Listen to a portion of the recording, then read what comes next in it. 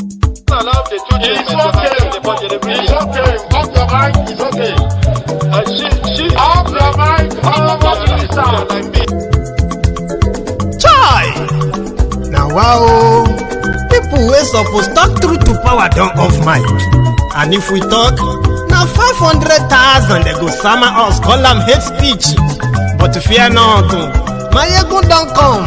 Ingo torchlight every corner, nooks and cranny of all these bad people where they spoil our country.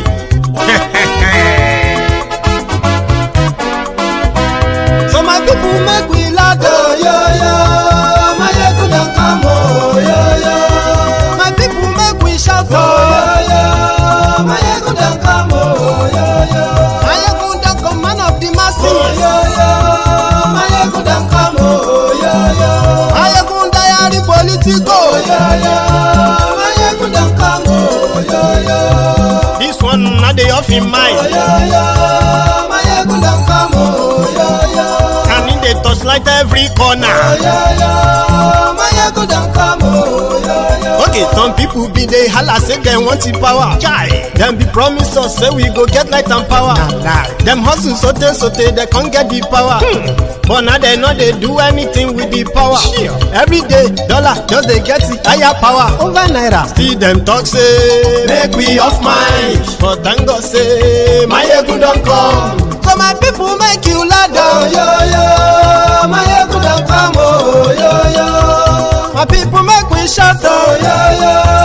Maiyegun don't come, oh yo yo. Maiyegun don't come, man of the masses, oh yo yo. Maiyegun don't come, oh yo yo. Maiyegun diary Politico, oh yo yo. Maiyegun don't come, oh yo yo. This one not they off in mind, oh yo yo.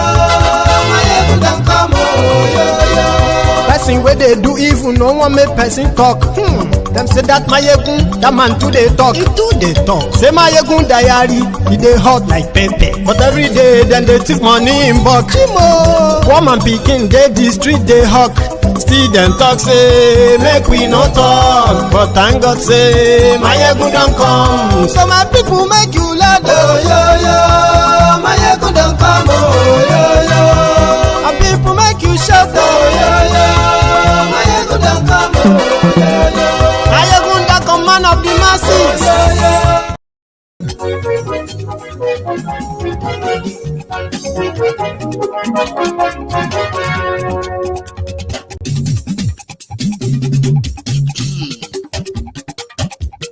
Hello there. Maiyegun diary, Maiyegun number one.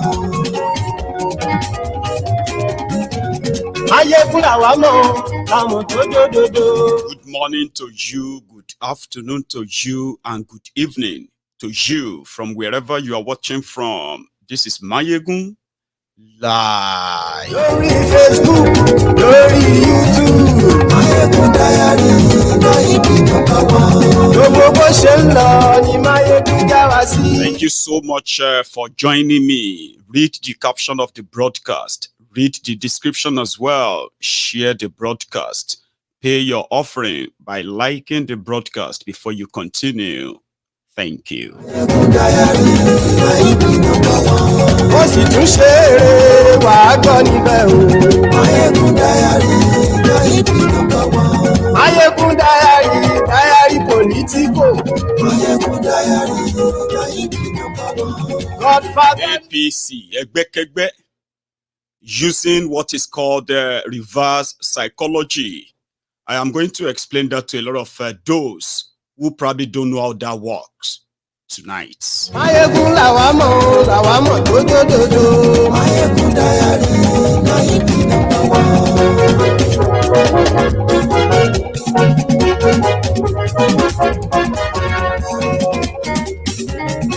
Àní ẹ̀sùnra kì í. Maiyegun ti dé. What today? Maiyegun ti dé. Ọ̀jẹ̀lú ẹ̀sùnra kì í. Maiyegun ti dé. Àní ẹ̀sùnra kì í. If you know fit take am, no watch am o. Lórí Facebook. Maiyegun ti dé. Àní ẹ̀sùnra kì í. If Tinubu say forgery, seems to be taking shines away from the real thing that are really affecting you. So share the broadcast.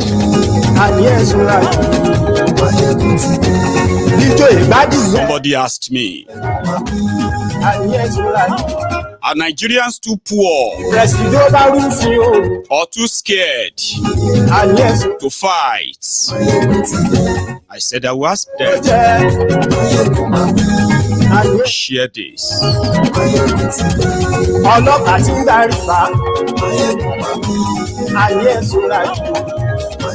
lot of people I have spoken to as well, they sincerely and honestly confess to me, Maiyegun, Nigeria has no future.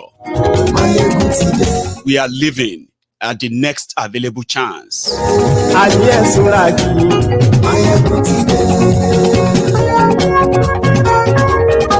Yeah.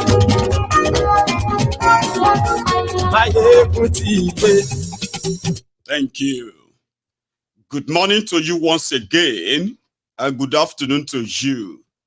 Good evening to you as well, from wherever you are watching from. It is Maiyegun, and it is also live. I bet it's actually weekend for majority of us joining the broadcast at this time, especially live. Now, if you have been following the development in Nigeria, especially in the last 6 months, where I'm about to take you next would not be strange to you.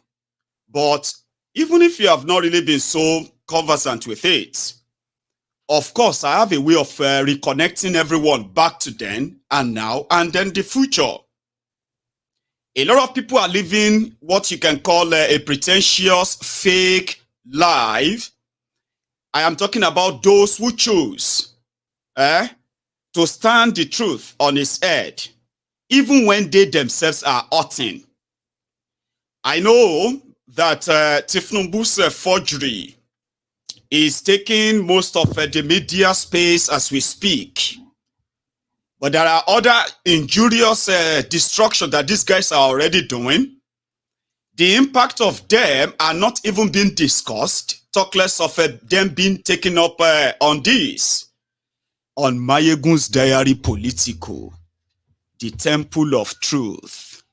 The place where even if you are lying to yourself, if you are lying to the public, if you are making up appearances, when you watch MaiyegunsDiary Politico, and then you figure out that this is your life story being actually played out in front of you, when you are all by yourself, you are likely not going to lie to yourself, because the destruction that APC, Egbekegbe, represents is not limited to those who reject them and continue to reject them, right?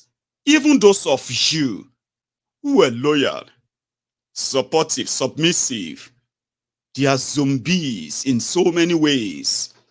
You are not spared, and that is what affects you, not your different, what do you call it? Your different differences, rather, your differences, as you put it, your political differences, and whatever you think you believe in.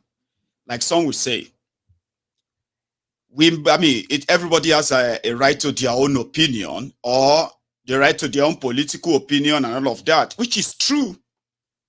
But sometimes the people who hold this kind of views are at the same time not ready to be held responsible for the consequences of such views and actions. That is where we used to have problems.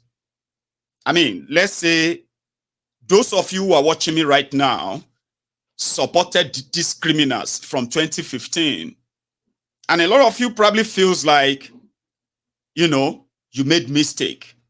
And this mistake is now costing generations their own future. And these guys don't give a damn. Even though they still have a handful of sympathizers that do not probably know how much they are also destroying themselves by giving these people those tiny enablements. Now, if this is going to sound somehow like, what is he talking about? Let us start it from the real actors and the events. 5 or so months ago, Tifnumbu was sworn in as your president. And before then, Nigeria was already in a hole, a dark hole. 8 years prior, Nigeria, one of the promising, according to those predictions then, Nigeria, one of the promising growing economy that will be top 3 economies in the world by 2020. And those facts kind of spoke for themselves, because that was when Nigeria had about 13.5 million officially unemployed people and over 20 million underemployed. As if that is even worse. 8 years after that, Nigeria is now wallowing in the world poverty sort of index, the poverty capital of the world, with the country with the highest number of unemployed people and underemployed people. Now, they now summer them with what is inflation, economic suicide. 8 years, APC, Egbekegbe ruined. What could have been the step into the future became the step into the oblivion. And they stood their chance. I mean, so they stood their ground, never took responsibility. And indeed, they called everyone out. They kind of went after everyone that called them out. 8 years of total destruction, destructions of lives, properties, including generations. Nigeria jumped from the country that was producing 2 million barrels of crude oil every day to a country that was losing over 700,000 barrels of crude oil every day, and then producing less at the same time, plundering away whatever was coming from that, what was left over. Nigeria jumped from the indebtedness of 7.5 billion US dollars to over 150 billion US dollars today. Nigeria currency, through their own Buharinomics, they destroyed jobs, they destroyed businesses, they destroyed lives. They destroyed the Naira. Nigeria Naira lost its own value. Listen to this. Nigeria Naira lost over 550% of its value. Today, every Naira in your pocket is priced less. I mean, I'm talking about 3/4 less of its value. And the criminals who did all of that, they even created a confusion that plunged the country into what those who probably were watching the development in Nigeria, called economists and whatever they call themselves, right, are still yet to come back and tell us what exactly was the cost of the change of Naira. Not just the cost of printing the new Naira and the mix of the old Naira. I'm talking about the economic cost of what that confusion created. They haven't told you. People gone down the drain. Businesses died during that period. And the criminals who did all of that, they came back with what they call renewed hope 5 months ago. Subsidy was gone. Was a very fancy word that it was like a tsunami that was, they didn't want anyone. What was going to eat them? It eats everyone. Then they started, okay, how do we rescue them? With no plan of any rescue in mind, they opened another door of embezzlement. You witnessed all of that. In a space of 5 months, a country so indebted that all our revenue, 98 to 99% of our revenue goes into debt servicing, making nothing, right?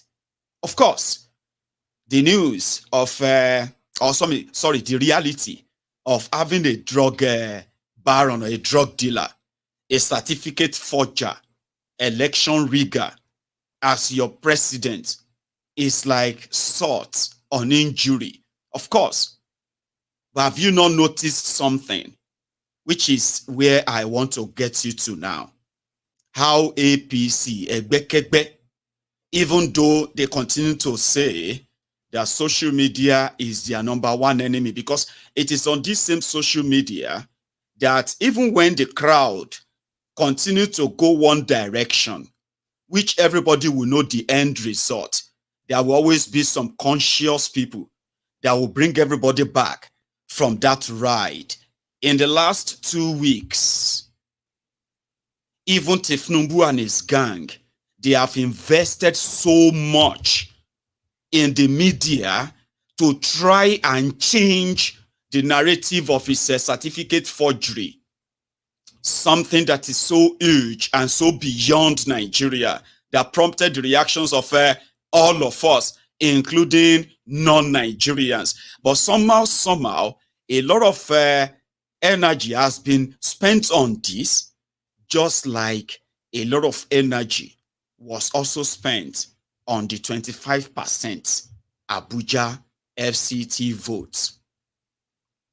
There were those who were so invested on this Abuja 25%, and then the issue of his drug forfeiting in America, as well as what else again was in the offing then. To the point that when it comes to the election, it was all about 25% in Abuja. Now, it seems that when it comes to the Supreme Court right now, it's going to be about a certificate forgery. That narrative that they have managed to help you drive long enough until it runs out of its mileage. But there are other damages going on. The real one that should, by no small means, make you concerned, give you so much concerns. APC, Egbekegbe, have no plan of taking you out of any economic doldrum. They are even willing and ready to dip you further in them. Now, let's talk about the economic reality of today for those who agree and those who disagree, possibly those who are still pretending. Usually when you tell Nigerians, or should I say, when politicians want to deceive Nigerians, politicians that have failed to invest in real infrastructure that actually, helps production. And when you have a lot of production, you have a lot of jobs, then you can begin to build standard on what should be the standard of, other stuff. And then you begin to build the living standard out of that economy. In Nigeria today, or should we even go back to 8 years ago, it was so sweet on paper when APC, Egbekegbe, said they were going to give you, I don't know if you still remember, I will remind you, that they were going to give you 10,000 megawatts of electricity every year for 4 years. That would be 40,000. They will give you 1 refinery every year. And for 4 years, that would be 4 brand new refineries. And with the electricity, with the improvement in the electricity generation, factories, businesses, they will begin to save so much money from what they spend in alternative electricity or power. It was so sweet on paper. They said all they needed was to ensure that they blocked all the loopholes, corruption and the corrupt people. In fact, they were going to recover all the stolen loot and reinvest them in programs like education, healthcare, and power. You see, the reason why terrorism will never end in Nigeria until everybody go their separate way, because that will be the only thing that will put an end to majority of this madness. But I'll get to that part. The reason why terrorism is never going to end in Nigeria, violence is never going to reduce in Nigeria. The reason why a lot of you are going to be more concerned and worried for the future of your own children, right, is because wherever you have corruption, and the criminals in power fail to invest in the real and true infrastructure, yeah, then what you have will be poverty. And when you have poverty, you're going to have a rise and increasing in crime. And you see, increasing in crime doesn't just mean that pickpockets or what have you. It's going to be all crimes. And from that, people are going to what? They are going to graduate to even greater and including terrorism. Today, it is so easy to recruit Nigerians for terrorism because it seems to be lucrative. They are seeing that their government, on the one hand, has no plan to actually end the terrorism, but to rehabilitate the terrorists, while the terrorism industry continues to grow. So, APC, Egbekegbe, having destroyed Nigeria economy, ruined jobs, businesses, and then lives. Those who are left are the survivors, which are now in that bracket of the poverty capital. I'm talking about 145 million very poor Nigerians living in multi-dimensional poverty. Now, APC that didn't invest in any of such, they came back now with what they call the renewed hope. And guess what? The one they make the minister of power just came to tell all of you that by 2027, Nigeria will have a stable power supply because APC would have added 20,000 megawatts of electricity. Meanwhile, ask them how. Then you begin to hear things that don't make any sense because they have no plan for it. Do you understand that? They will tell you ideas that practically they are there to try out the first 8 years. And here is another one, Abi. So they have no plan of such.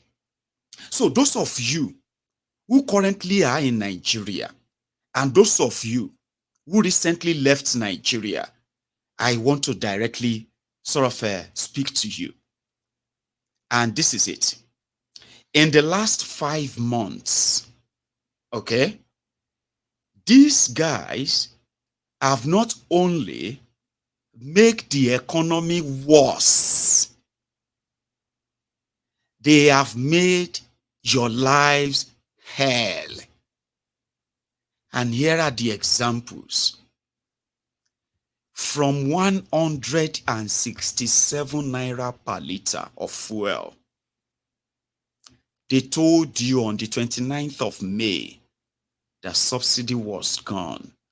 And right then, within hours, your liter of petrol jumped from 165, 167 to over 600 naira, 700 naira. And everything else followed suit.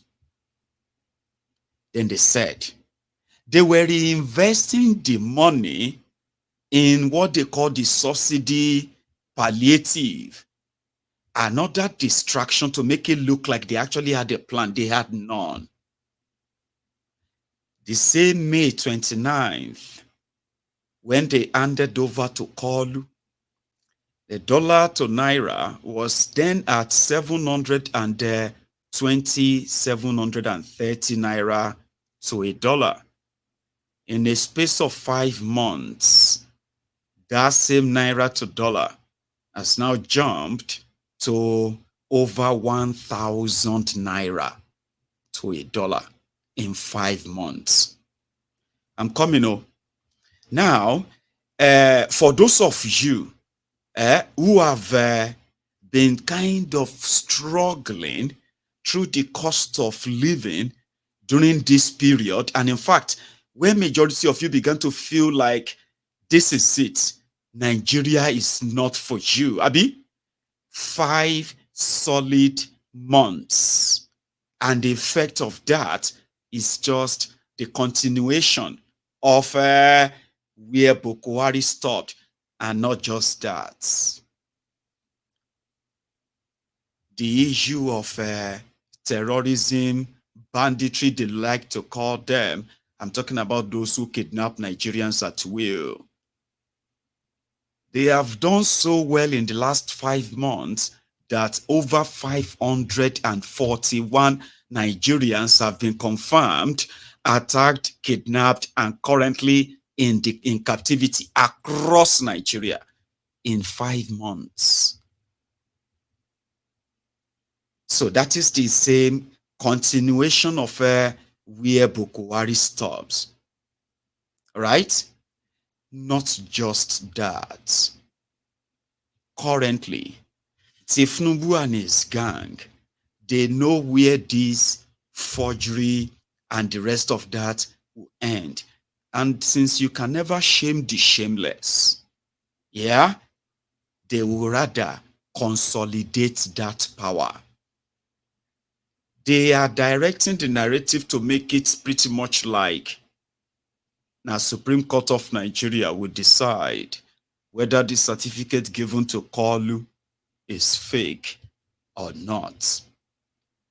And in Nigeria, as you are watching this video, majority of them are made to believe that the Chicago State University confirmed that they gave Tifnubu that certificate. And if you are not satisfied, go to court.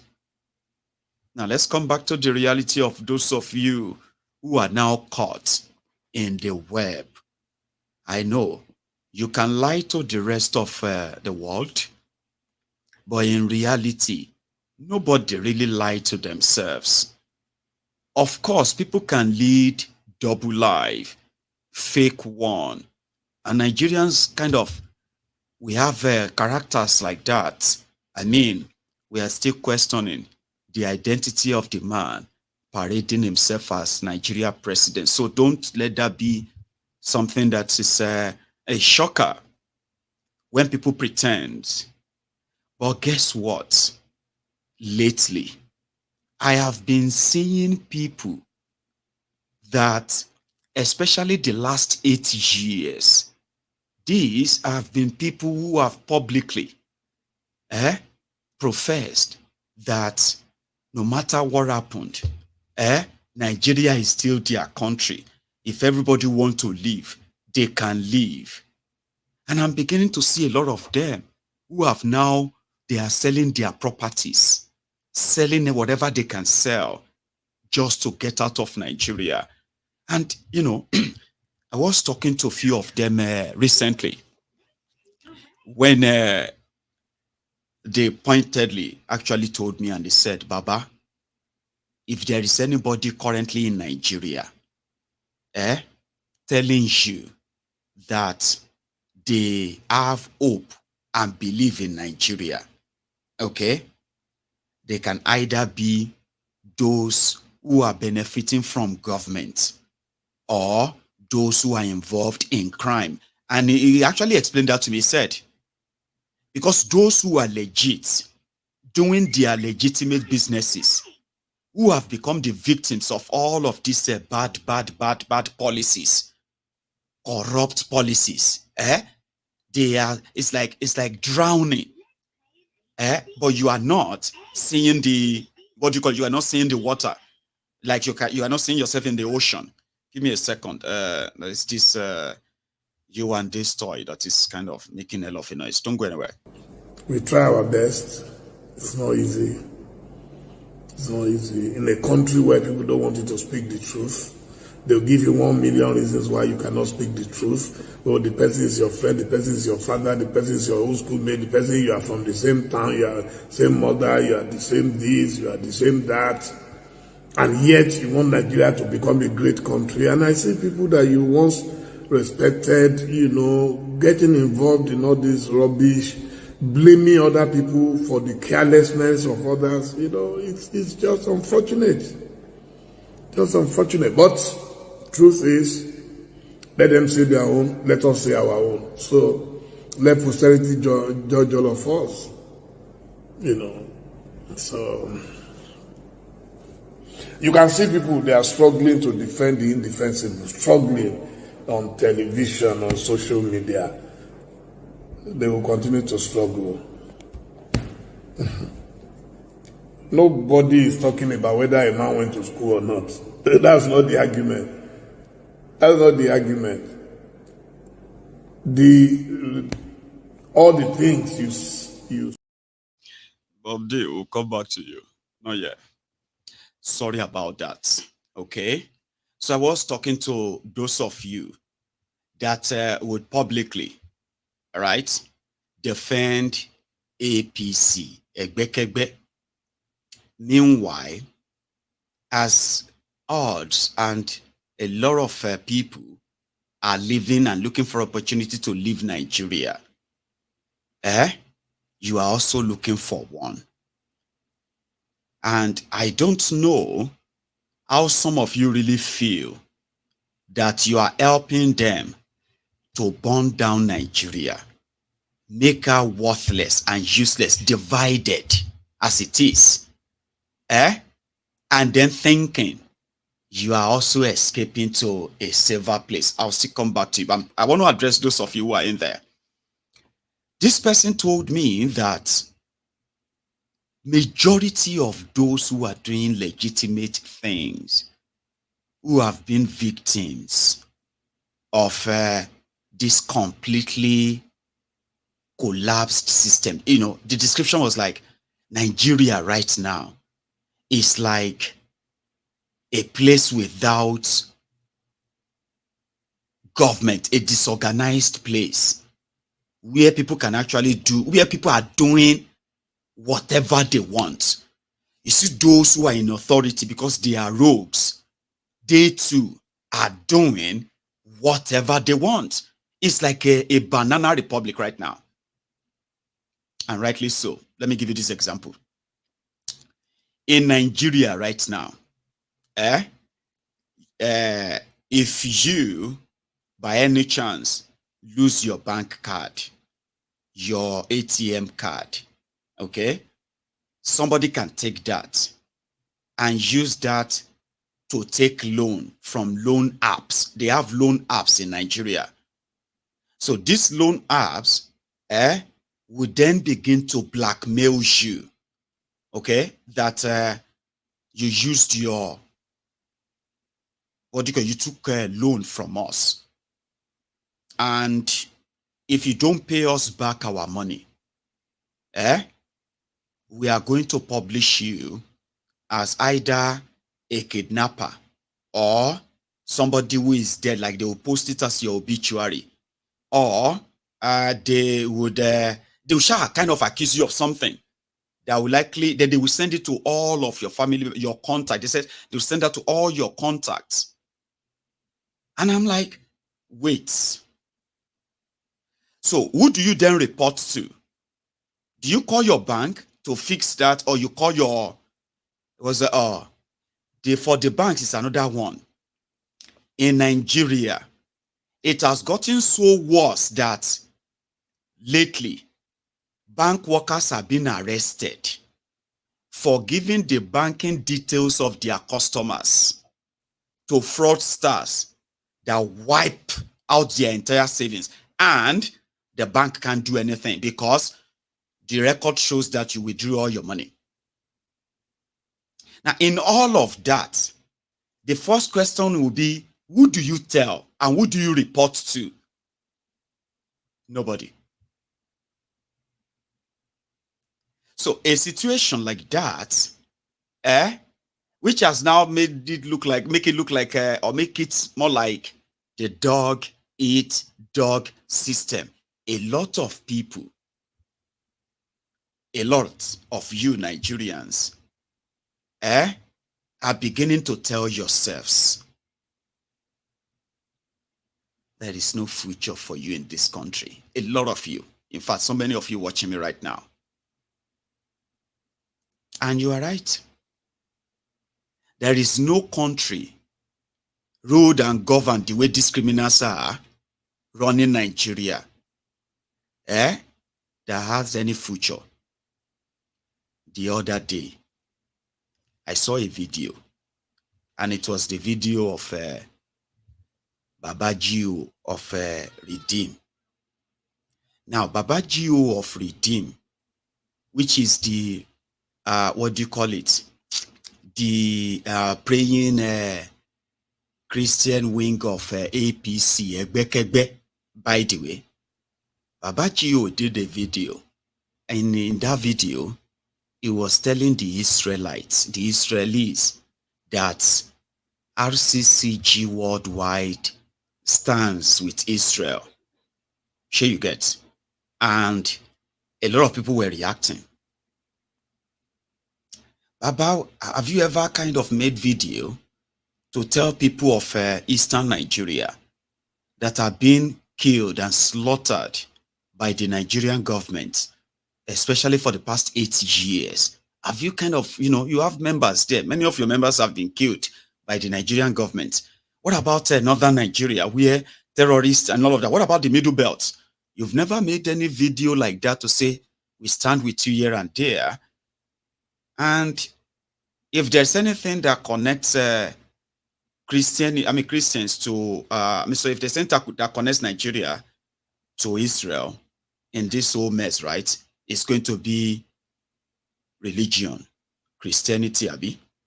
If there's anything that connects Nigeria to Palestine today, it's going to be religion, Islam, Abi. But right in Nigeria, okay, what is happening in Israel, Palestine as we speak right now, the wars are happening in Nigeria. Do you want me to explain that, right?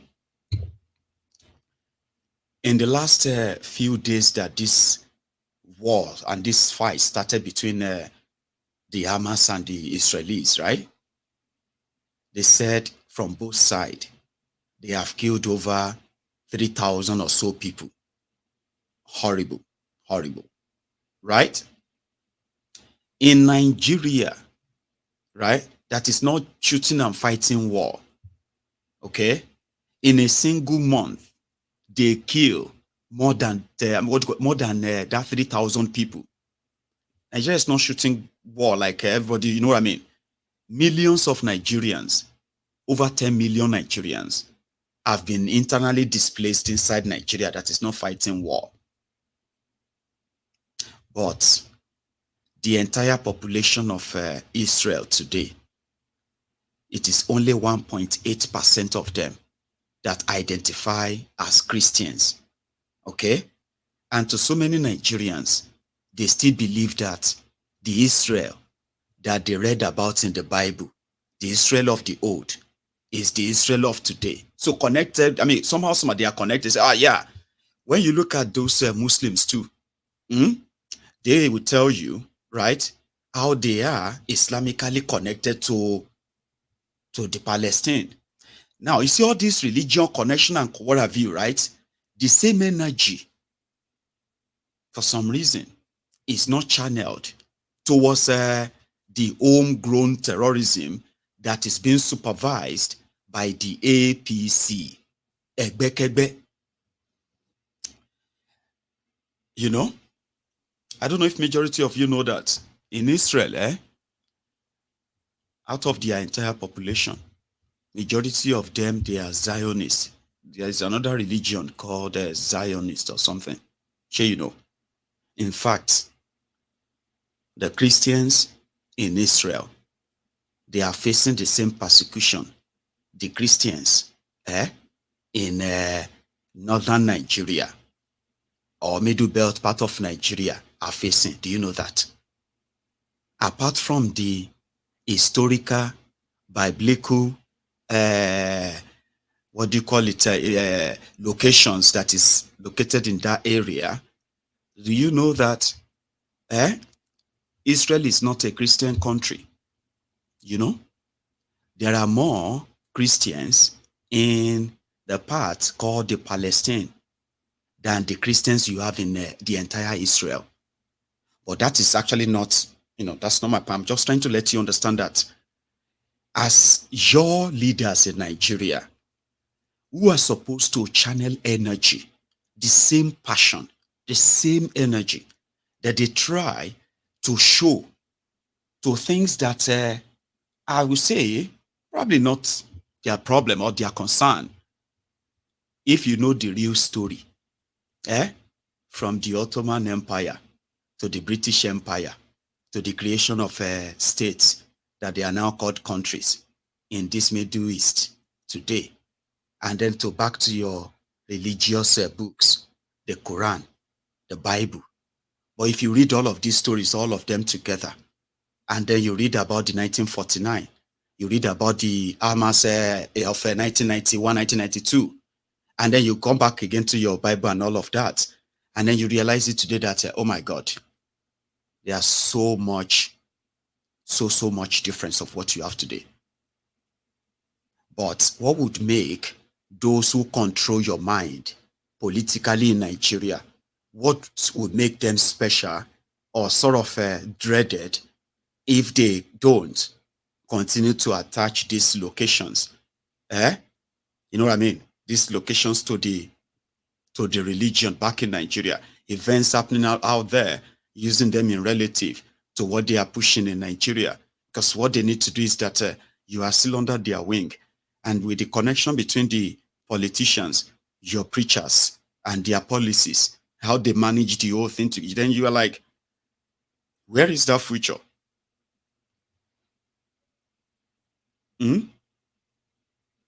Anyway, let's leave let's leave Israel and Palestine for now.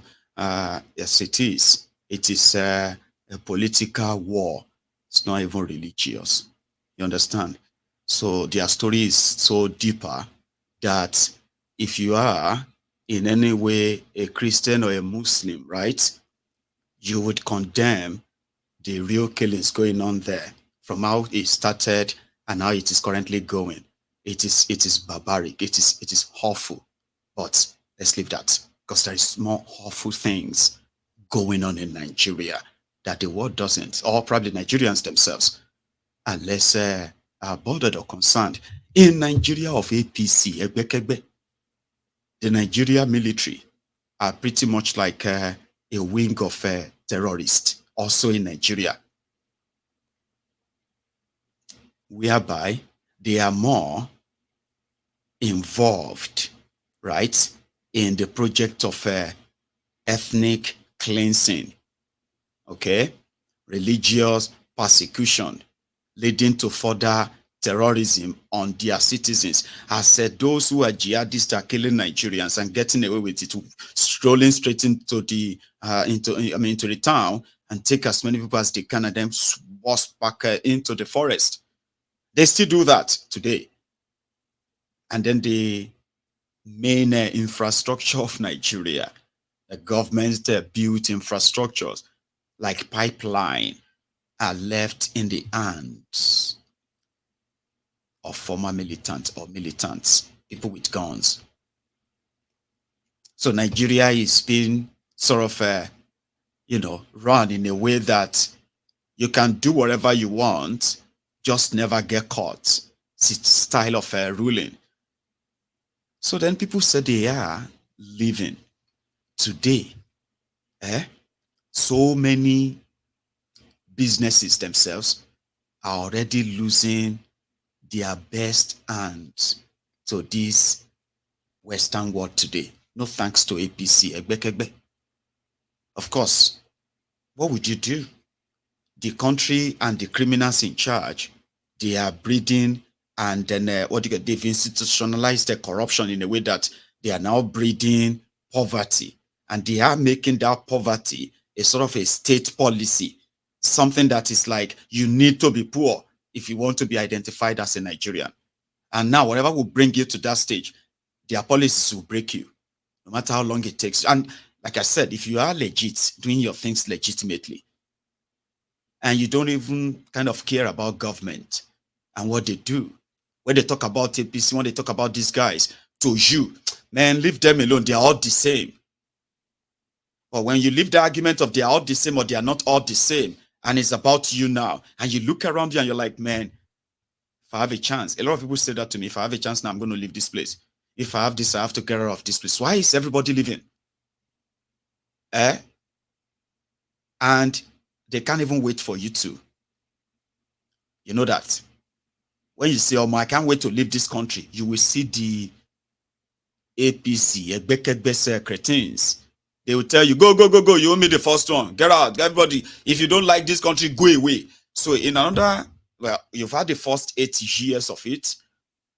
So in another 4 or 5 years, every part of Nigeria's, what do you call it, government and governance institutions everywhere will be held and controlled by these criminals. Except you actually fight back. And how do you fight back? One of the questions I'm mostly asked is that, well, then what do you think we should do? Now, it is not about what you would do. It is what you are prepared to do. Okay? I mean, if you don't understand why you want to fight, how would you understand how to fight?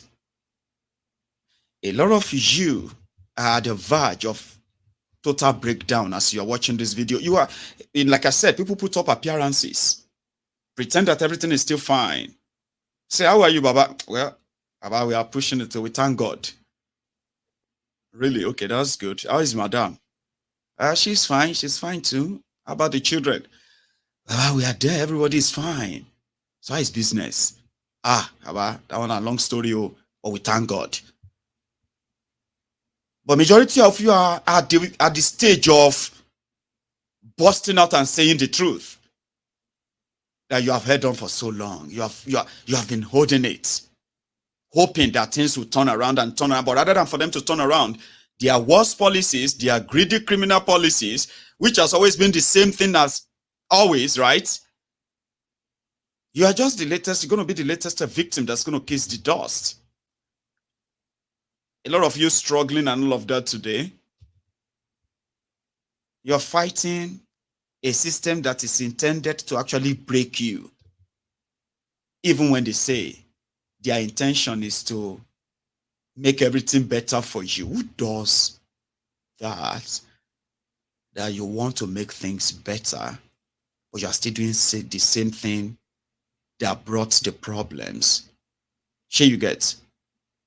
Like, who actually does that? Fine. A lot of you are at the verge.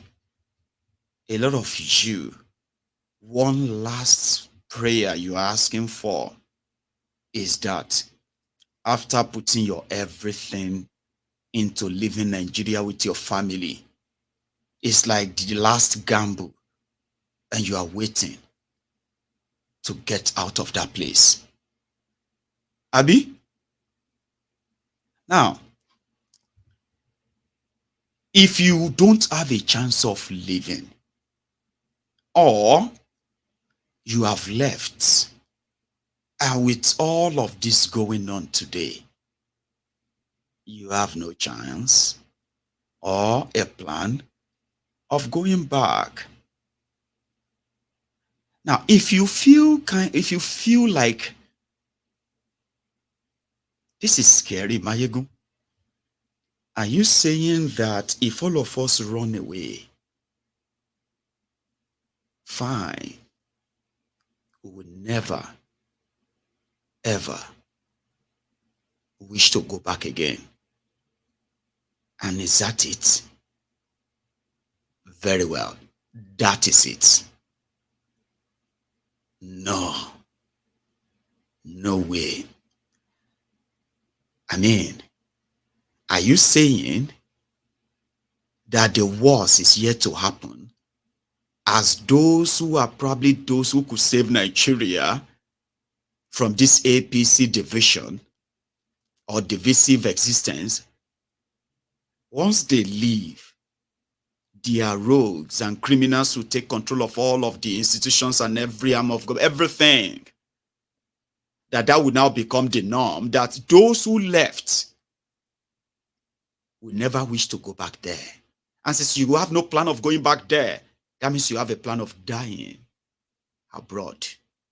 Now, if you reject that, that is a reason for you to get yourself ready to fight, a reason to fight, whether you are abroad or you are in Nigeria. Now, I'm coming back to those abroad. You are in Nigeria. What do you want us to do? You self, come back home and face, let us fight them together.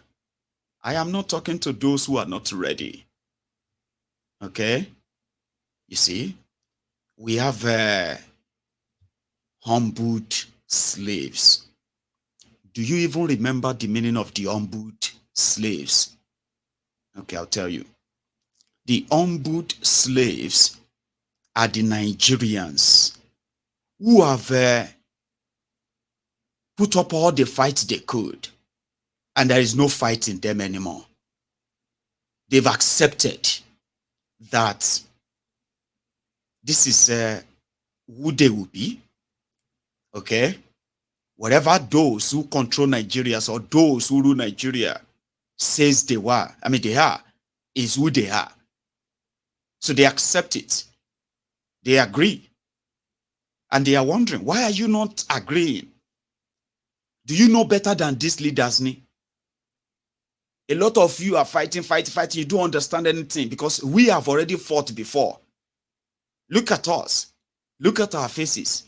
We thought we could fight them and change them, but eventually they broke us. We lost everything, including our self-esteem. What is wrong with all of you? Why don't you just obey them and let us have peace? Those are the ones that will tell you, if we did not offend them, they will not beat me like this. I must have done something wrong for them to cut off my finger. It's my fault. And that is why I have this black eye. You know, those who have already humbled themselves, they have no fight anymore. And they don't like you. And you actually want to fight. Sophisticated morons. Those are the ones whose inner self-esteem have been broken. Okay? But they are also educated. They love to sound sophisticated. When they speak grammars. They speak empty jargons. They lack substance. These are people who lack morals and everything. And we call them sophisticated morons. Obedient fools in the rank of this APC. Those are the ones that they have no idea and they have no intention of even seeking one. To them, right? If you therefore go against these criminals that they see as role models, okay? It is more like you are an enemy, okay? And what do? Once they are told that their critics are enemies, they believe and they go all out to do whatever these rogues push forward. You get all of that? The sophisticated morons are actually one of those worst. You know, those ones who speak with absolute, no substance. Well, my message again to you is that I don't know where you belong, okay? But if you are looking for a reason to get yourselves mentally ready and the reasons why, you will fight and fight a just fight, is if you have no choice of living. A lot of you would want to live, but majority of you will not. And when that Nigeria that you dread so much begin to take everything away from you, you will remember what Maiyegun said. It doesn't matter where you belong, whether you are APC or you are not. It doesn't matter where you come from. Then you will remember Maiyegun said, when you reach that stage, do not turn to a sophisticated moron and humbled slaves. Look around you. There will be many, many, many more victims. But with the confusion and propaganda out there, it may take a while for you to realize this. And like I said, if you lie to the rest of the world, you won't lie to yourself. When you are losing everything, when you begin to lose everything, if you have anything at all left, when you begin to lose them, you will remember Maiyegun. It is not because you are not smart. It is not because you are not intelligent enough. It is not because you don't know God. At all, it has nothing to do with you being a sinner. The real enemy taking away everything from you is no other than APC. Egbekegbe. And with what they represent, they will take everything, including your life, if you let them. So nobody is going to come and fight for you.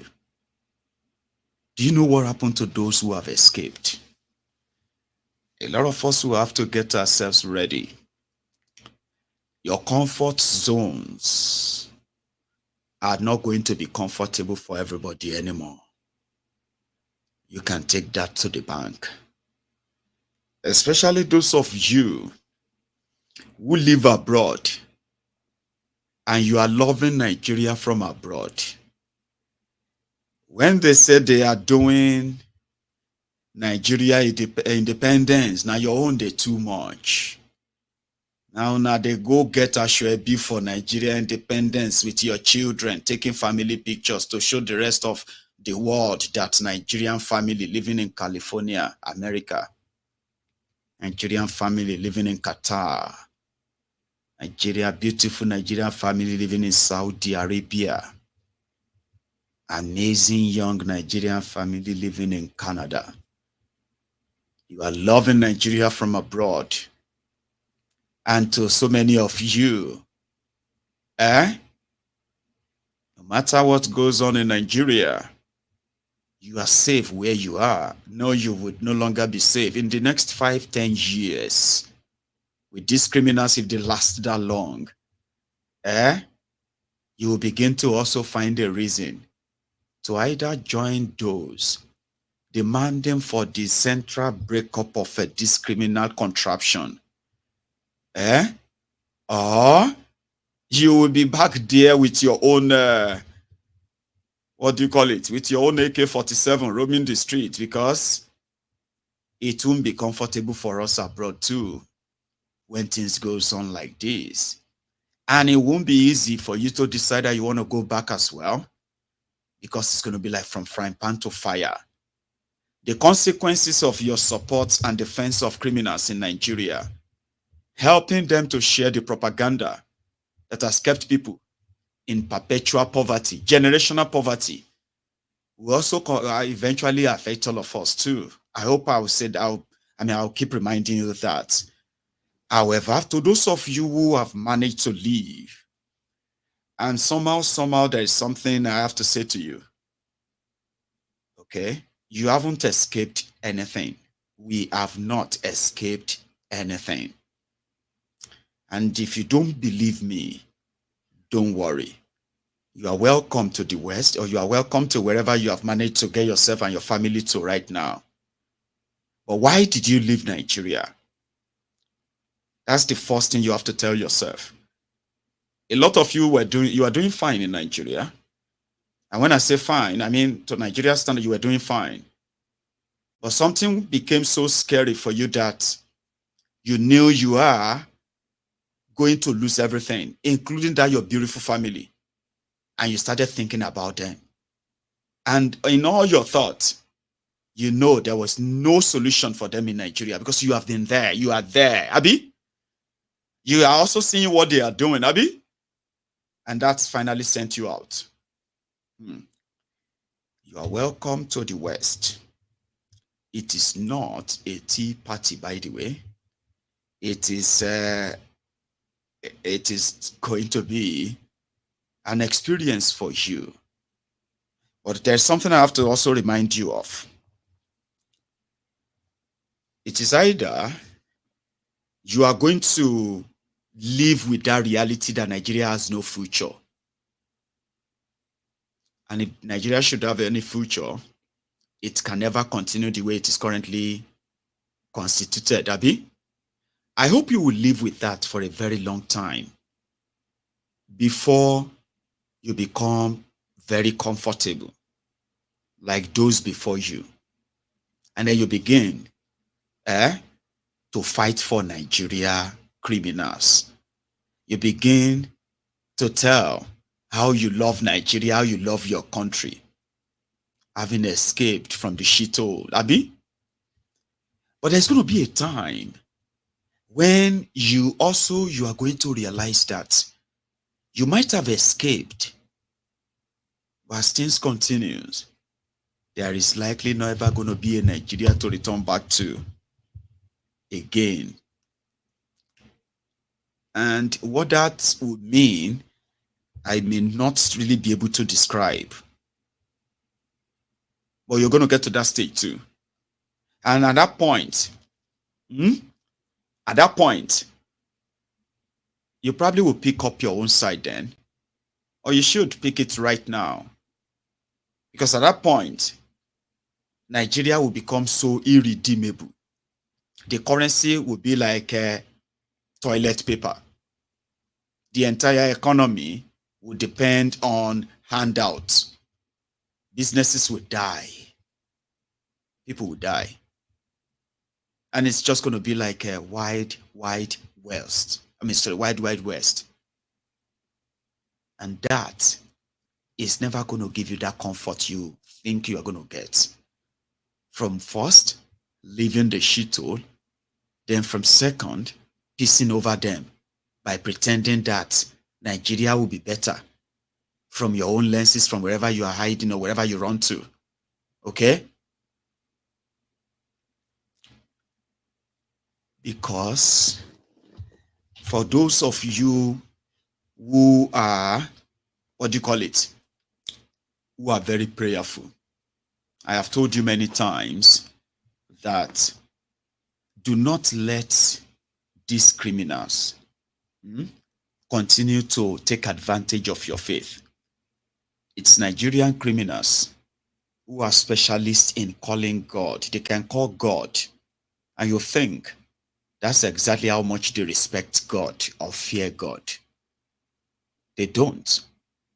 But they know it's an easy way to get into your head by making you believe whatever else or anything else they say. Right? Do not let them. Always. Right? Use that your faith. I've seen them done that many times. They will tell you to pray for Nigeria. A lot of us grew up praying for Nigeria. They even have something called the National Prayer for Nigeria. But can I give you an example? In this day and time, nobody sits and pray for a problem to go away anymore. They have to do something. Okay?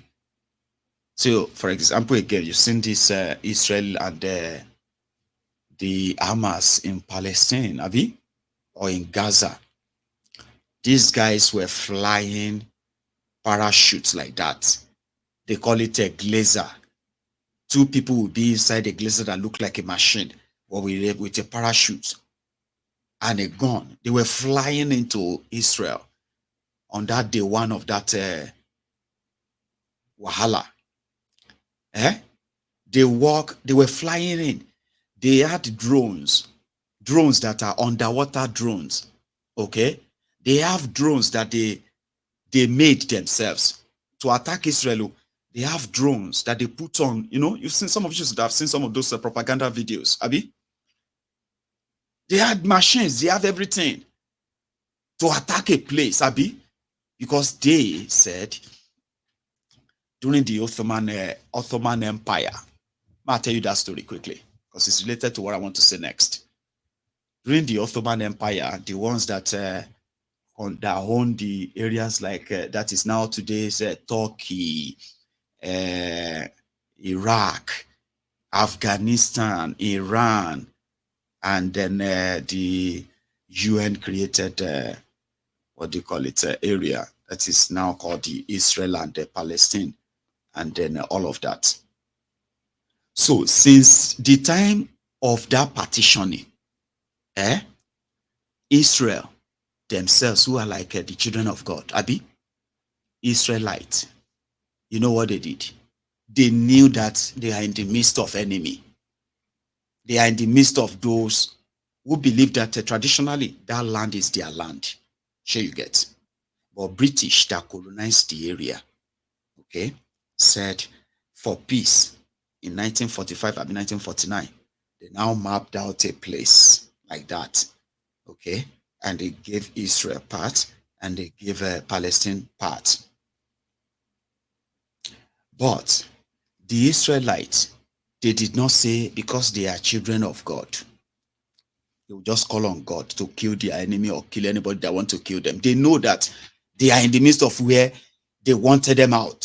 So what did they do? They spent all their lives building. Listen to this. Number one, they made everyone that is an Israeli, they made them understand what it means to be an Israelite, a Jew. They let them know their value. So when they now have a space called their own to build their own country, they build the best country in that axis. While the rest around them were all involved in this war, terrorist and all of that, Israel was building real democracy, good standard of living. You know what I mean? They were building things for their people, and they were building defenses to defend their people. They were not building churches or synagogues or mosques or shrines or anything. They were building weapons, and they were training every Israeli to know that for any day, any time, you could be called. So every Israeli that is above 14 or 15 years is already a reserved army. And you will be in reserve army of the Israel, of Israel for the rest of your life, or until when you can no longer, when you are too old. Now that is a country that said this is it. Now, if by any means their leaders begin to go astray within themselves, they will take care of all of that, their leaders, because going astray means you are putting their own lives in danger and the lives of generations to come. So they didn't just go and call on God. Both countries, the Hamas, the Israeli, IDF, today they are all displaying their own weapon. They are destroying everywhere they can both destroy, like as horrible as that is. So in Nigeria, when they now tell you to pray, you see why I don't buy that. I'm not saying you shouldn't. So when you know what you are losing or what you stand to lose, I think it's 1948. Thank you, Big Mommy.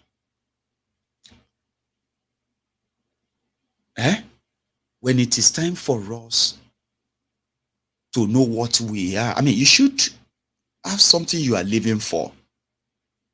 And whatever it is that you are living for, you should have an idea of being ready to die for that too. And that is why the psychological readiness, the reason, a lot of people don't want to find that reason, because you still want to enjoy life. Abi, me, I know that you still that life you want to enjoy, okay? You would have to go serious extra mile to even have a tiny taste of it if you are lucky. Because with these criminals in charge, with the institutions that should checkmate them are all in their pockets. I mean, there should be something that should sort of motivate you then, right? Where you can no longer leave Nigeria. When religion can no longer lie to you anymore. That is a psychological preparation. So that when the call comes, because there will be a time that is going to be a call, you will not have to be preached to. You will not have to be convinced. Do you want something better than what you are currently being offered? Do you know what these criminals are doing? Can you sit down and project what this means to your family? Can you sit down and process what this means for you? And what does it mean to you? What does that mean for you and your family? Does that mean further suffering? Loss of revenue, loss of life? Is that something you're just going to take in and accept because you are so powerless and you are poor, you can't fight and you can't do anything for the, you know what I mean? Of course, you must have that mental readiness. You know why they said people like Maiyegun that I am dangerous. I am dangerous to those that have accepted the social conditioning, this conditioning. And like I said, the sophisticated morons who speak English, who speak grammars, but they are completely empty, suffering in the hands of career criminals. You know what I mean? So people like us are going to be like dangerous because people like me can turn a very weak-minded person, okay, into a fearless, brutal warrior if I continue to talk to you this way. Because you need to have a reason. Somebody said, if somebody attacked my child, I'll kill them. That is a motive. I'm not asking you to kill anybody. I'm just giving you something that you say, that's a motive. The reason. Why would you want a better life for yourselves and your family?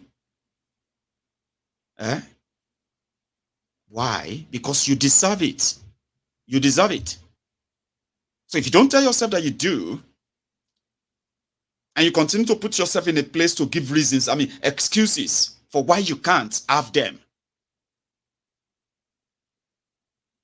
you will never have them. You see, when people want to be dangerous, you can be dangerously good. There is good danger. You know, when they say something for the common good, where you walk about as an embodiment of something, of a good force. You get that? So you need to be a dangerous person to those who have always benefited from keeping you down. I have said this many times. If you can think about it, okay? The real devil that they ask you to be praying against, it's not that invincible devil that they have made you to create in your mind. The real devil is those who are making policies and decisions, corrupt criminals, who are making promises and policies that are adversely affecting you negatively, and you can tell it's from them. And you are seeing all of them smiling to the banks with and their families all over the place, flying the private jets whenever they want. And you are seeing them in this glowing and all of that pictures, videos, laughing and clicking bottle of, clicking a glass of wine and here and there. It should be dangerous to those people. Those are not good people. See, There is no free money anywhere. Nothing is free. And these guys, they are a bunch of criminals who don't take responsibilities. And because they don't take responsibilities, means they don't value anything. And in that case, somebody can just single-handedly steal the money that is meant for the community hospital. And they will say, well, there's nothing you can do about it. Somebody can single-handedly steal the money that is meant for the regional power project or major road project or anything. If it's connected or she's connected enough, nothing is going to happen. And then you're going to see them later doing some celebration like birthdays, burials, wedding ceremony for their children, and they will be flaunting their wealth. You should be dangerous to such people. You know why you are going to be dangerous to them? Because you should always be irritated around them. And we should have tens of thousands of you that should be feeling like that.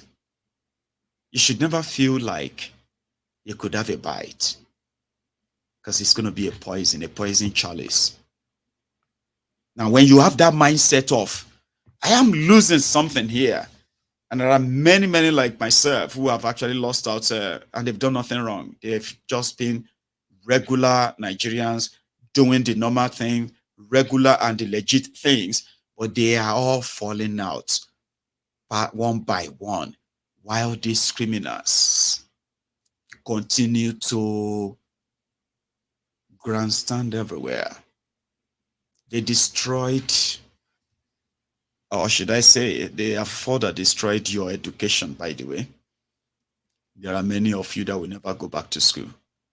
I don't know if you have a chance of watching me tonight. I don't know how that make you feel. I can tell you, if I was you, it will make me feel better. A country that has no plan for our own youth and young people. Such country has no future. A country that is grooming the people to be ass lickers and the nevuvuzelas for politicians. Such country has no future. Majority of all these guys who are doing PA to all these politicians, they are making the money they are getting from the crumbs they are getting from their own paymasters. They are sending their family, their children outside Nigeria.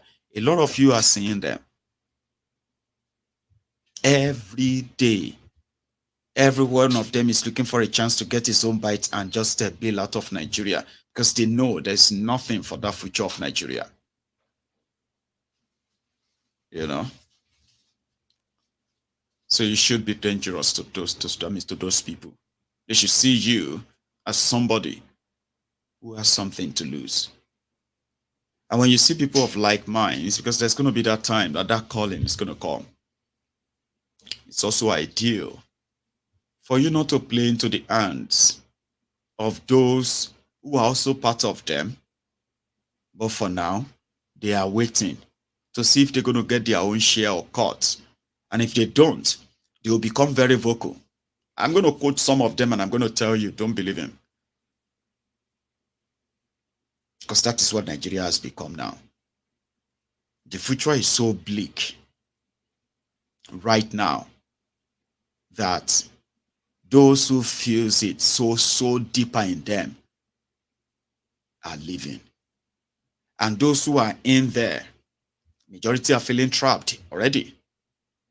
So if you are looking for something to motivate you or get you ready psychologically, think about what you have lost. Think about what you are still going to lose. The devil they're asking you to pray against is no other than these criminals.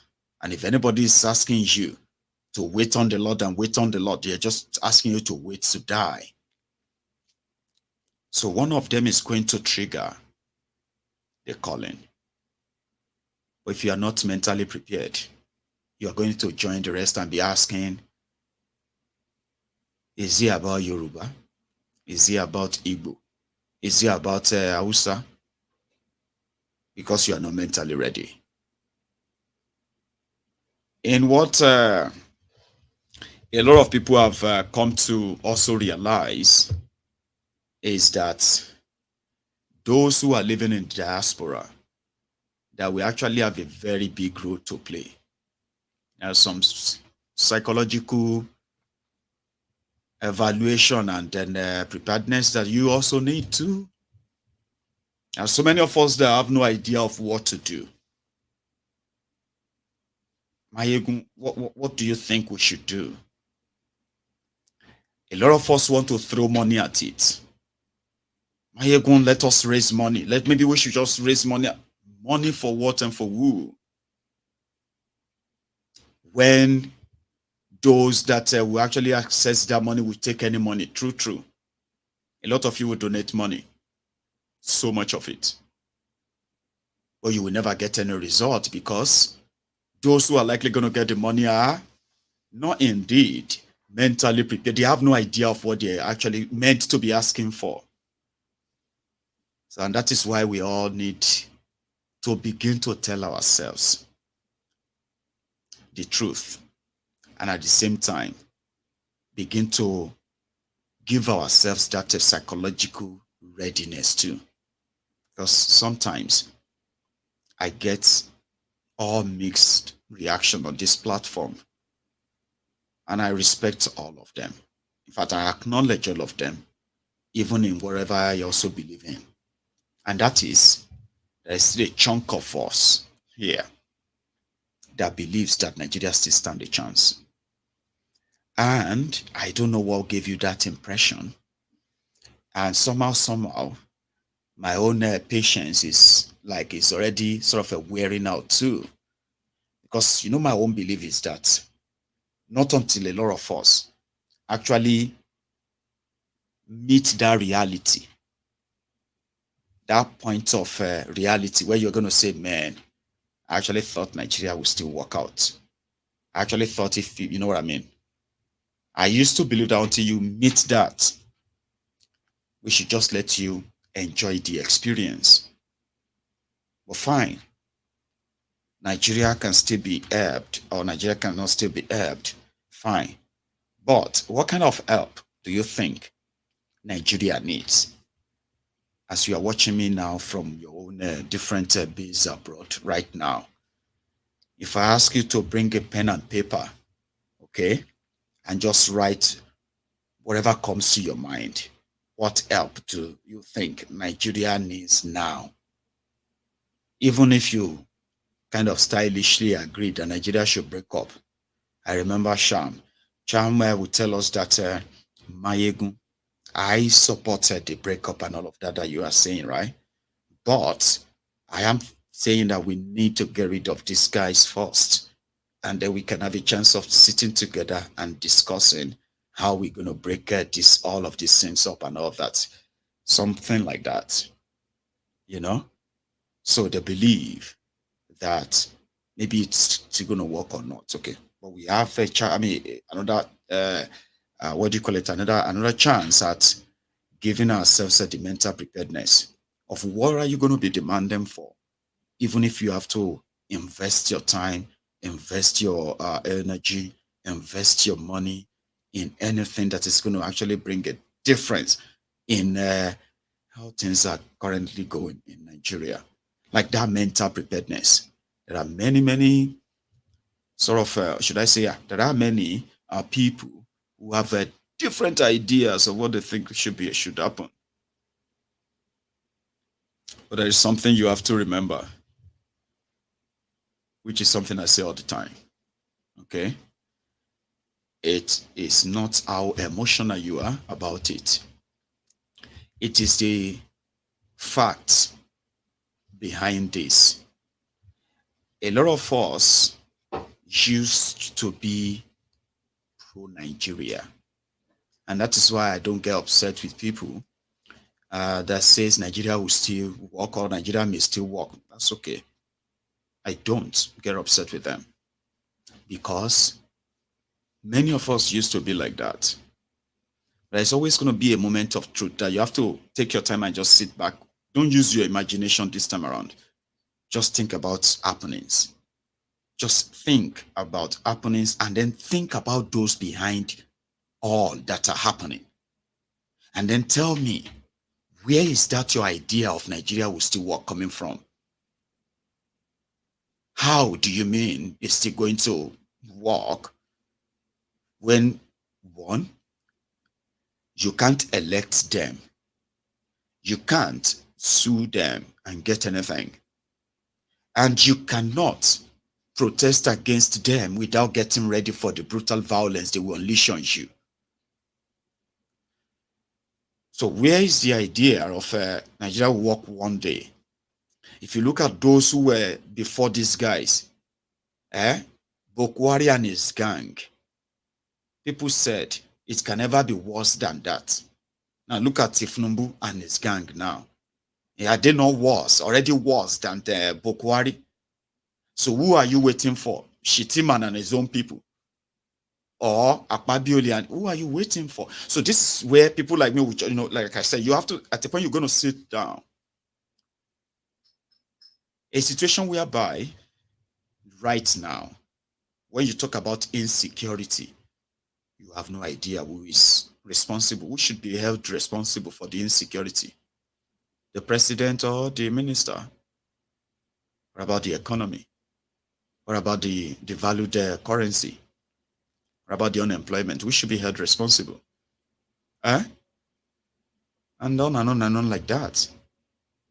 Who are you going to hold responsible? None. Because everybody just dropped their own in that bucket, and then you begin to wonder, and nobody's ready to actually be held responsible. Well, it was yesterday. It's a breaking news. And the breaking news was that FCT of Wirewike, that they have removed him from the TSA, Treasury Single Account. Under Bokwari, when they came in, Goodluck Egbere Jolantan was doing something called the TSA, Treasury Single Account, so that one ministry having about 400 bank accounts, 300 bank accounts and all of that, siphoning money and all that. So they decided that they must all have one single account. And at the end of the year, wherever money is left in the account should be forwarded to this single account, all of them. You understand? So, and the fact it was already in place before these criminals came. Now that is no more. They said Wirewike could spend money, he could generate money, he could spend it as he likes and all of that. He shouldn't worry himself about that. Then the monetary policy last under Bokwari, they said to save Nigerian naira, they needed to stop subsidy of dollars on some certain items like rice, sugar, this, that, and all of that, so that they will not be giving subsidy on dollars. And that will make Nigeria strong. Nigeria jumped from, Nigerian naira jumped from 150 naira official to 730 naira under Bokwari. And in 5 months, it has jumped now to over 1,000 naira under Tifnumbu. So yesterday they announced that they are now returning them back to the item. Like we have lifted the ban on it. So the same forex that they don't have and all that. So last time they said, oh, it was a great policy. Nigeria ran aground, dollar crashed. Now they've taken it off and they say, oh, it's a great policy again, whatever. Sure, you get what I mean? So I have one quick one I want to add just before we continue. Those who are fighting poverty. Black Iwan Sosa. I am the chairman of Shokaye. For now, I am the chairman Shokaye CDA. And I was just at home now, and they brought this for me as palliative for the whole of Shokaye estate. In this estate, we have 147 houses with families and tenants living there. I'm confused now. I don't know how to share this for 147 households in Shokaye Estate. If you guys, the government, I'm talking to Dr. Abiodun now, If you people know you cannot do something, don't do it. We are not hungry, we are not beggars. So we don't need your rice as palliative. This is not even one bag. This is not up to an eighth of a bag of rice. Tí ò bá ṣe é ṣe, ẹ má force ara yín láti ṣe, à ń ṣe lébi mí báyìí. So èmi aláìkí ń gbé rice yìí padà, kó bá mi gbé lọ fún Dàpọ̀ Abíọ́dún, kó gbé padà sí ọ̀gá ẹ̀ Tinubu tó rán, kó gbé fún àwọn ọmọ wọn. À ń ṣe lébi, Ọlọ́run ò dẹ̀ ní ṣe wálé lébi. So that is it. We don't need this rice. If you want to give us palliative, don't insult us. This is an insult. Shokaye Estate refused to be insulted. God bless you. God bless you, sir. So people who treat people like that, okay, cannot tell you they have this great plan of taking you out if you don't push back. You must have that, and the people that can really push back are those of you who still have something to lose. You are about to lose that your comfort, and you may never get it back. So those of you whose life has been sort of altered, especially students, look at you. Oh, you know, I can only imagine what it is like to be a student in Nigeria of today, especially if you are also a parent. I can only imagine it. I used to pay, you know, this was a long time ago. Well, it's not that long time ago anyway. But I remember I used to pay somewhere around 45,000, 50,000 naira on Kofu Bolawan Amori as their school fees then, you know, like, and they said they were in private schools. Then it changed, then it changed, then it changed to what it is today. Every time they now tell me we need to pay the school fees, I'm like, oh dear. Then I would just remember, I'd be like, oh more. If I was still in Nigeria, what kind of job, what kind of work would I be doing to be able to afford, to be able to afford the education for my children? So when I look at a lot of you,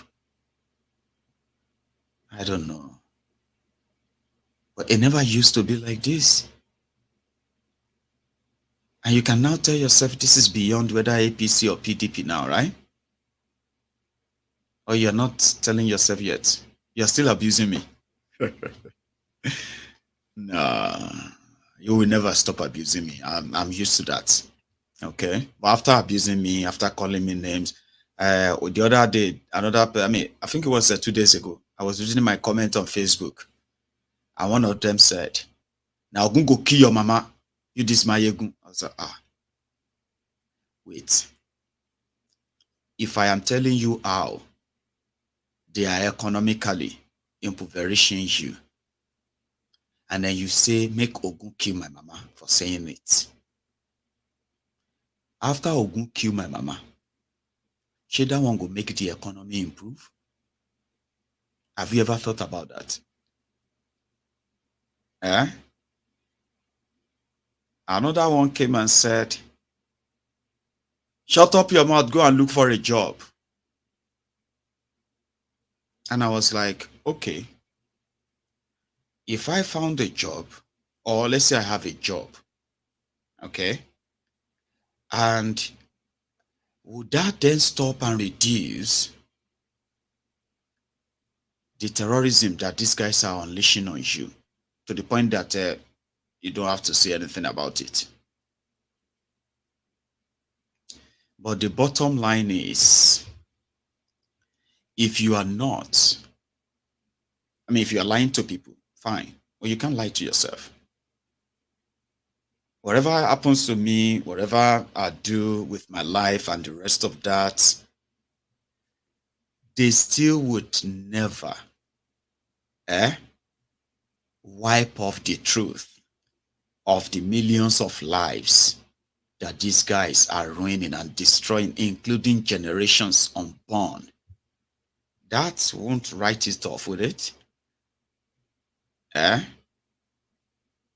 Ogun kill your papa, Ogun kill your mama. Now this, can you say that to your papa? Can you respect your mama? And all those things, like all those talks, when you say them, after all of that, how is the reality how is the reality treating you? How? I was reading somewhere, and it was you know, sort of a group chat, and you had these Nigerians there, and they were APC, okay, and then they were lamenting about not being recognized by their leaders. We do everything. We are always everywhere. We are the one who are telling people that Tinubu will do fine. Tinubu will shake in the coconut, but we know you're not giving us anything. Some of these people they are giving appointment to, they are just the children of politicians, children of Kiniko. What about us? We no go shop. They were complaining to themselves, and other people were like, don't mind them. Don't mind them. They will expect us to be defending them everywhere. They will expect us to be fighting and doing all of that. There are people who are talking about Tinubu, all of that. Was and I was there under a different name. They no say I did there. And I was, some of them were sending voice notes. Some of them were typing. And they're like, and I was like, God damn it, man. They don't value you. You know that. But because you put Tifnumbu as your profile picture, you cannot be seen to come outside and complain about the hard life that you are living. You don't want people to share your Abby. So after the social media rant and all of that, then you bring out your phone and you start asking people to support you. You need to pay your school fees.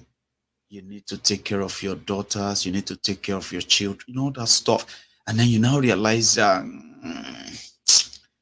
nobody really care about you. Now, because say you have done too much on social media and you cannot be seen to come out and cry.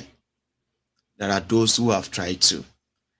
The other day, one person was telling me about the problems faced by the poultry farmers in Nigeria. Lives, savings, investment are being destroyed as you are watching this video this evening. Poultry farmers with their eggs. Baba. So this guy was now lamenting that that people are so poor that they can't, they can't really afford eggs anymore, and they have so much supply that they need to. But at the end of the day, ended up having to destroy some of them for egg. What do you call that? In egg gluten, a big long way. And there is no help coming from the government whatsoever. No plan, no nothing. You are on your own. Businesses are dying. People are dying quietly. This whole thing is like evil wind blowing across the place. So you as a student whose education is going to be ruined. Okay?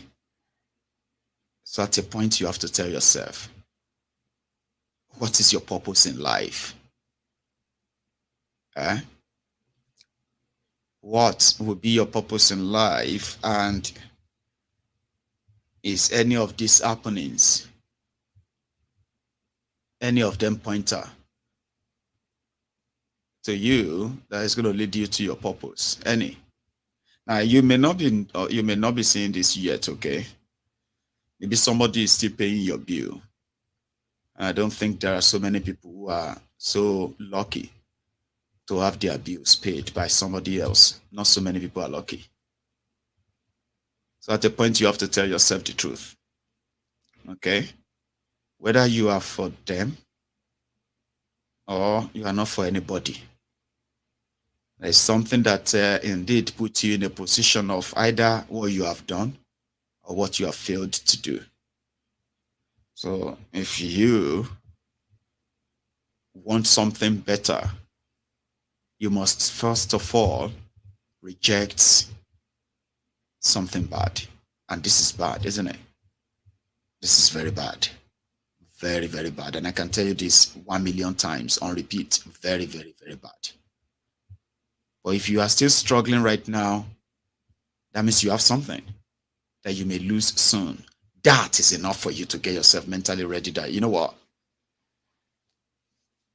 It is either them or us at some point.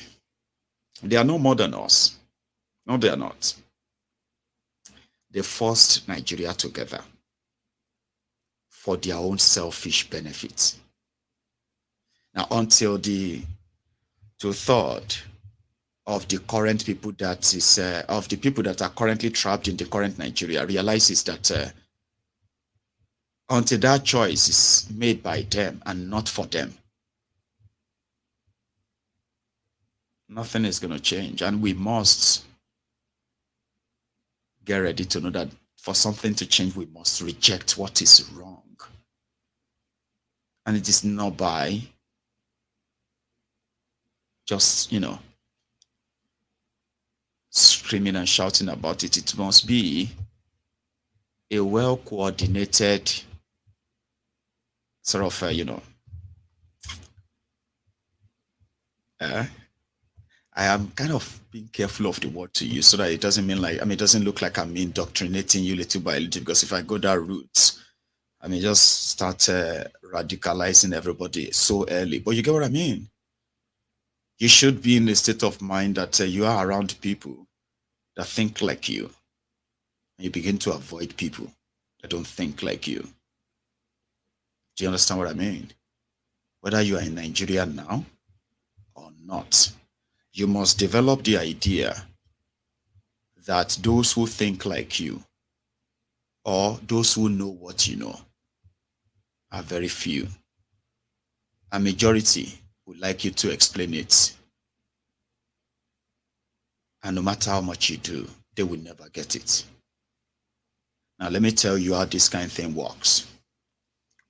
We can get whatever we want, whenever we want.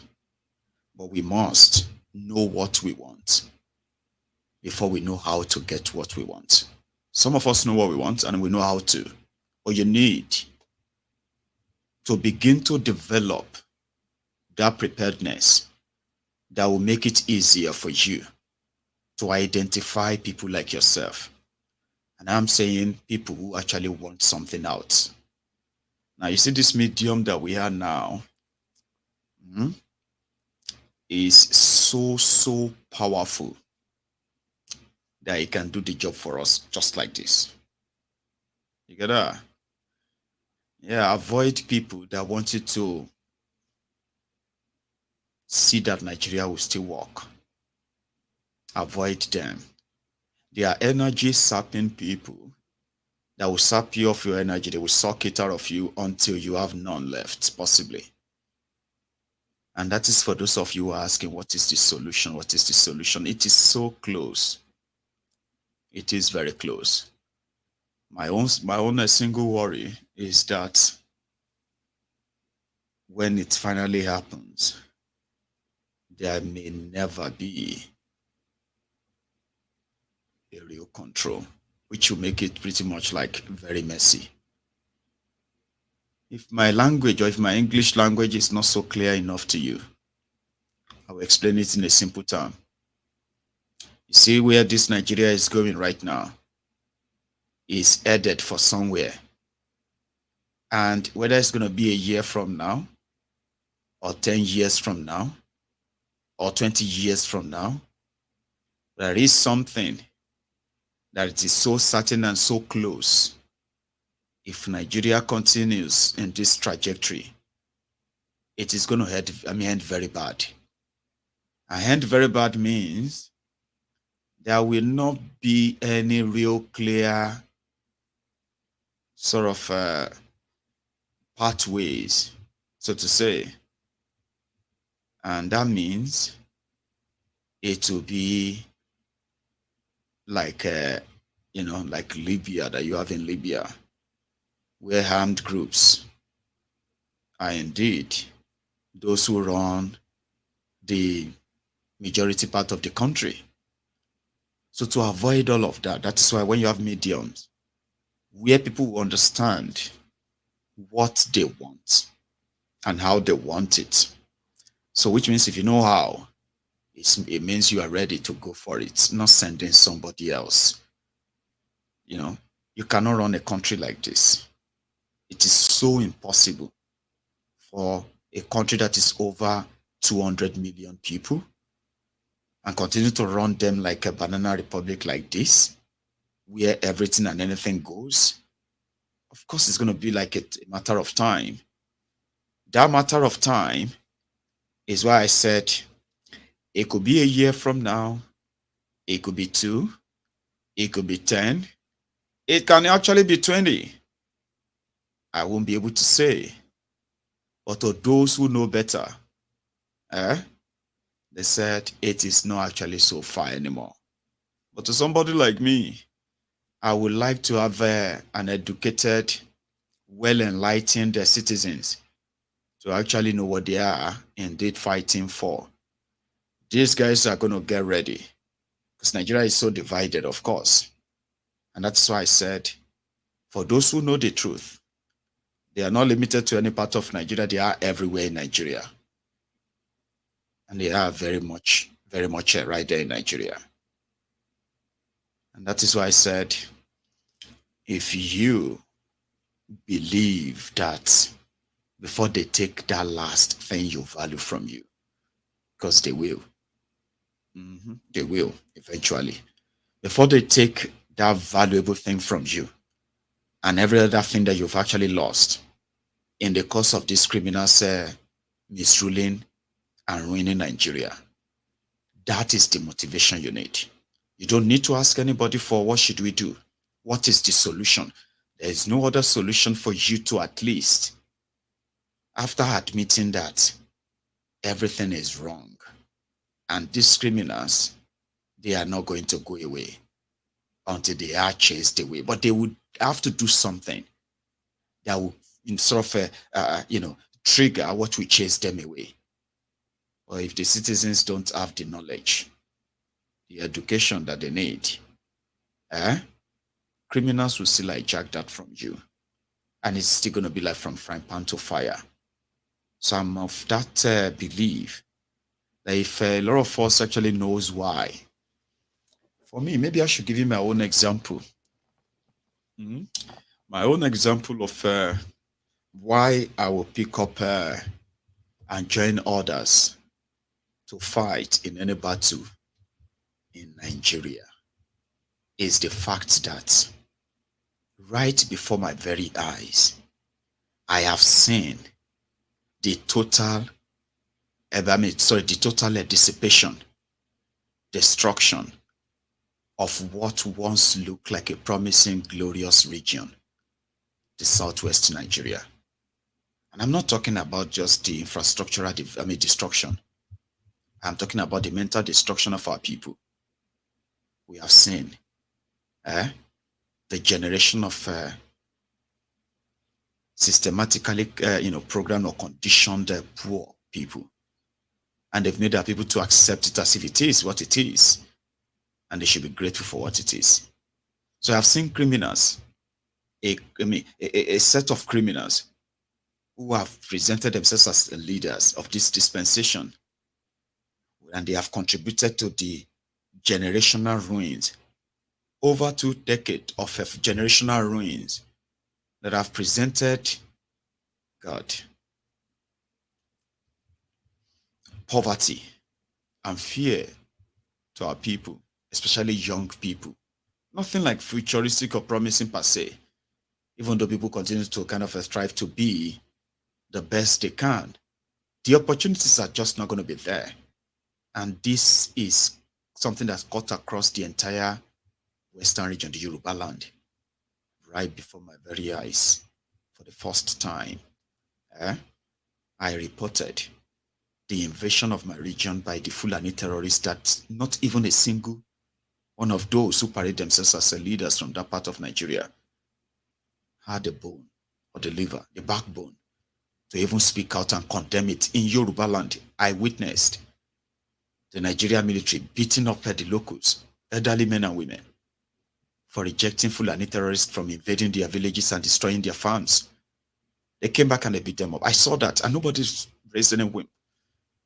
I witnessed a time when somebody finally rose up and said, listen, this is Yoruba land. You can never try this here. It's never going to happen.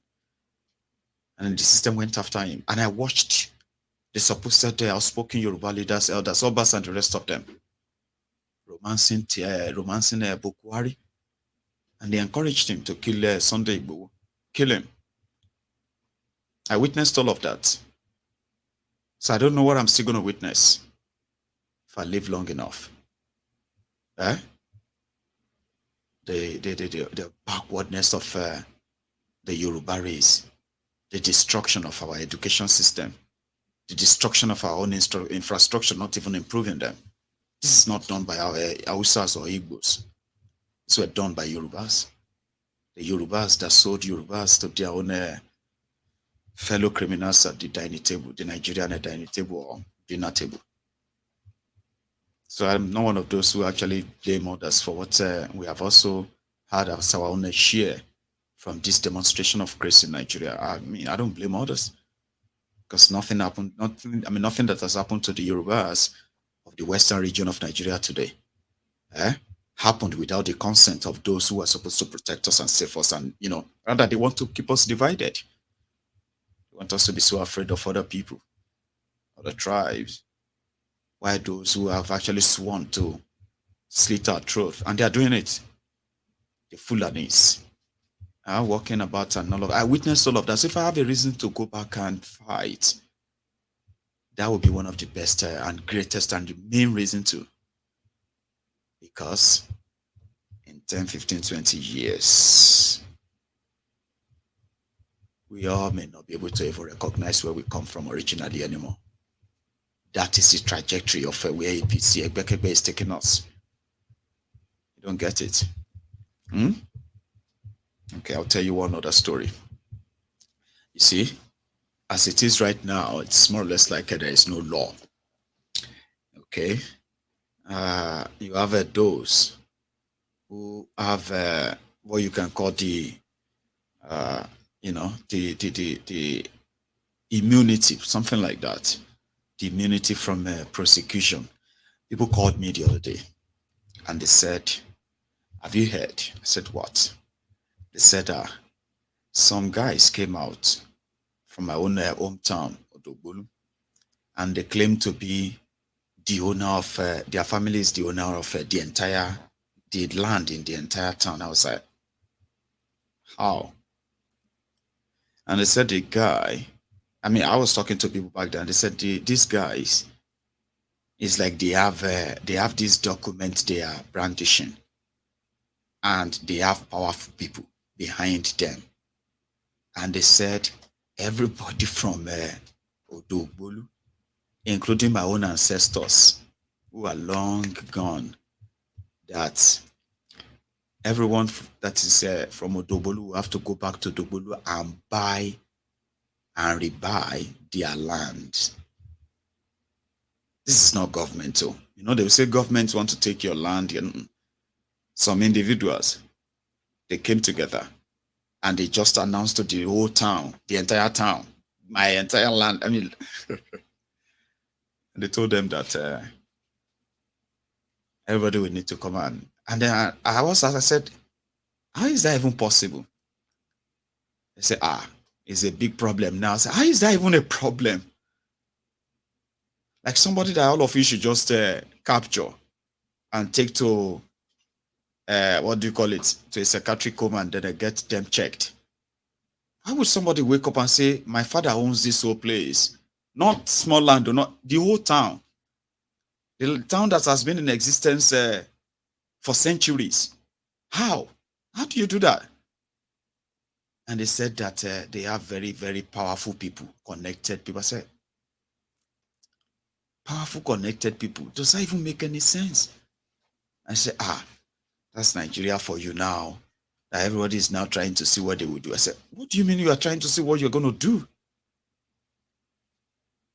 And they said, well, that's what they do in Nigeria now. If you have guns and you have some money, okay, you can begin to just do anything you want. Report them to the police, report them to the whatever. The next day they are back, and then you are back at it again. And they can kill you and say, okay, yeah, they have arrested them, they will come back again. And I'm like, how do people live like that? You know? So, in a lawless place like that, one of these days, it will become so lawless that, apart from the fact that you don't want to raise your family there, okay, you also will probably feel like somebody needs to put an end to all of this. And that's just one. Somebody's telling me now that it's the same thing in Otta. It's the same thing, you know? How could somebody just walk into a town and say, my family owns the entire town? These are not towns created. I mean, these are not news sites where they created them like 2000 or 2001. We're talking about a place that has been in existence for over 400 years. And from that town, we have some monuments there that can point to you and say for how long they've been in existence. Like, what the hell? Before them born your papa or your grandpa or your great-great-grandpa, how could you be boldly? Then I was asking them about Odogbolu. We used to have a lot of Ogun now. That the boy no fear for in life. Ni. They say, they say in Papa is one big jazz guy too. I said, oh God. So what's going to happen now? They said they are just waiting for their decision. Who is waiting? The whole town. They are waiting for them to see how they are going to settle it, if they are going to buy their land again. Or else everybody will have to leave Odogbolu. So I no go get a maternal hometown here. Because if you no get land, you no get Abi. They've sold all my family land in Odogbolu. I know even they asked them. The one I bought for myself, they don't take them. They tell me say they don't take them. Imagine me buying land, burying my mom on the land, and the same people in Odogbolu came and they said, listen, we are taking the land because you didn't buy it from the right people. And the right person who collected money was also standing there, was like, it's okay. I'll go and give you land somewhere else. They said, that's what they do now. They are all working together. They know you are abroad. I said, what will happen to my mom that are buried on the land? And they said, don't worry about that one. We are just going to fence your mommy out of it like this. I'm going to sell the rest. I was like, you will sell my land? I said, yeah, I will sell it. So that's it. They say, yeah, there's nothing you can do about it. I said, okay. That is a country. So a lot of you who are abroad, okay, you are all going to experience things like this that are going to remind you how lawless Nigeria is. Sometimes they will tell you, and so that they do now, you say go and build something on it. But normal to you, you just be like, what the hell is this? How could that be normal?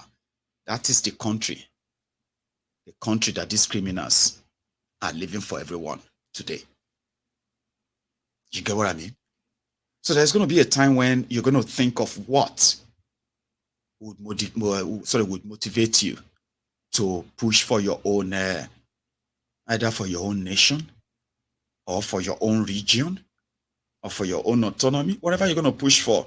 Something needs to motivate you. Nobody is going to come and teach you how to do that. I know. They're just trying me. So, that's not how I wanted to share the story with all of you. The story of my land. I bought extra land there, I was planning to build. Listen to this. Somebody said that one of the losses to Nigeria is the fact that you have rogues who are in charge of Nigeria, who have eyes, but they cannot see. They go all over the world to borrow money with high interest. But their real investor, their real money bag are supposed to be Nigerians abroad. But because they have no plan of developing that country, it is all about grab and grab and grab, and then to the next person. While lives and families are ruined, businesses are destroyed. Here you get. So let me tell you this. That's not how I wanted to share that story of my own experience. So when I tell you that Nigeria no happen to you, this is what I mean. Okay? Nigeria happen to a lot of us every day. Okay? But in a different ways. Maybe 5 years ago, I told you about my land. They wanted to take from me, Dogbolu, after I buried my mother there. Anyway, that was just about 2 plots of land, okay? And early this year, back then, because they said they wanted to take the land, so me, with my own stubborn, what have you, I was like, no, you will not take my land. No, don't try it. So those babas, they felt offended. How dare you go and mention us on your platform? You know what I mean? So this year, I said I was going to build a guest house.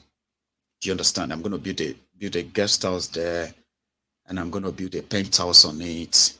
So whenever I'm in Nigeria, I will just sleep in my own penthouse in my hometown. So, and then we're going to build what do you call it, garage, car park underneath it. So we need a space enough that, you know what I mean? We can do all of that, and I can get people on there, run things. Because I didn't have any plan of living in Nigeria anymore anyway, right? But if I have a chance of coming around, I would love to sleep where my mother was buried. That would be kind of, But that was my dream. So I paid them money. Extra, sort of over $1 million as well, for an extra piece of land. Almost 3 months, but then I was like, are you sure these guys are not going to? I said, no, everything is fine. No, they don't. So I gave them money to get me extra on the side so that it can be enough for me to build a guest house, like a very fancy place like that. Just like that. Almost 3 months after that, they said they watched, and they are all family. They are the same people. And they said, we have taken that land. I was like, what do you mean you've taken my land? He said, no, we have taken the land. I said, no, you can't. I said, well, I should go and do my worst. They told me to go and do my worst.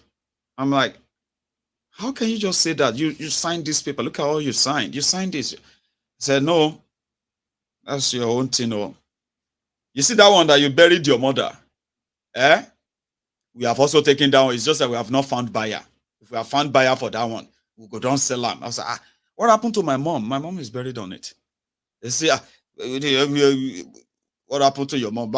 They will do a fence, and they will fence the bury. I was like, come on, you color gone. So why they were saying that, okay, I was like, you know what? She been a land. The only thing is that they have taken it from me verbally. But when I got the land from them, I gave them money. And they gave me document papers, right? So to me, they haven't taken my land. But to them, they play the land where we don't take. Sure you get now. But who do I go to that these people have not been to? Go to police? There are people who are already dragging them to the police in Nigeria. Take them to court, or they are already customers of courts in Nigeria. Then where do you take them to again? That is the reality of Nigeria. Then they begin to threaten you, your life, your children, your family, your everybody. Until you are kind of going to be like, okay, take it. It's okay. I've been duped. They've duped me. And I remember 5 years ago when I spoke about that of my mom's, where I buried my mom. There were some of these APC, Egbes, and some of these Dumbo sockets, right? They would jump on there and they'll be like, now your land, they still collect. They go see collect your thank God say I get land where they go collect. Some of you they don't mortgage your lives. Okay. That even if you die now, okay, they go actually maybe just arrange a mass burial where they will just dump it with other people. And that is not normal. It's not right. That is what APC, Egbekegbe, wishes on you. And I told them then, I said, well, to me, anything we get a monetary tag on it doesn't really kind of move me anymore. If I didn't have my mom buried on the land, I wouldn't even flex anything. Like, no. I'm like, what kind of audacity would make people say, I am taking this your land and there's nothing you can do? There's nowhere else in the world that can happen. Never. So imagine what it's going to be like in 10 years' time when the criminals have completely criminalized the entire thing. And there you are. You'll just be the only mad person. No. I just thought I should use my story as an example, okay? I have told you, nobody has taken my land. In their own book, they've taken over my land. Sure you get. But in my own eyes, nobody has taken my land. You get what I mean, right? So it simply means that anybody will go onto my land, they trespass.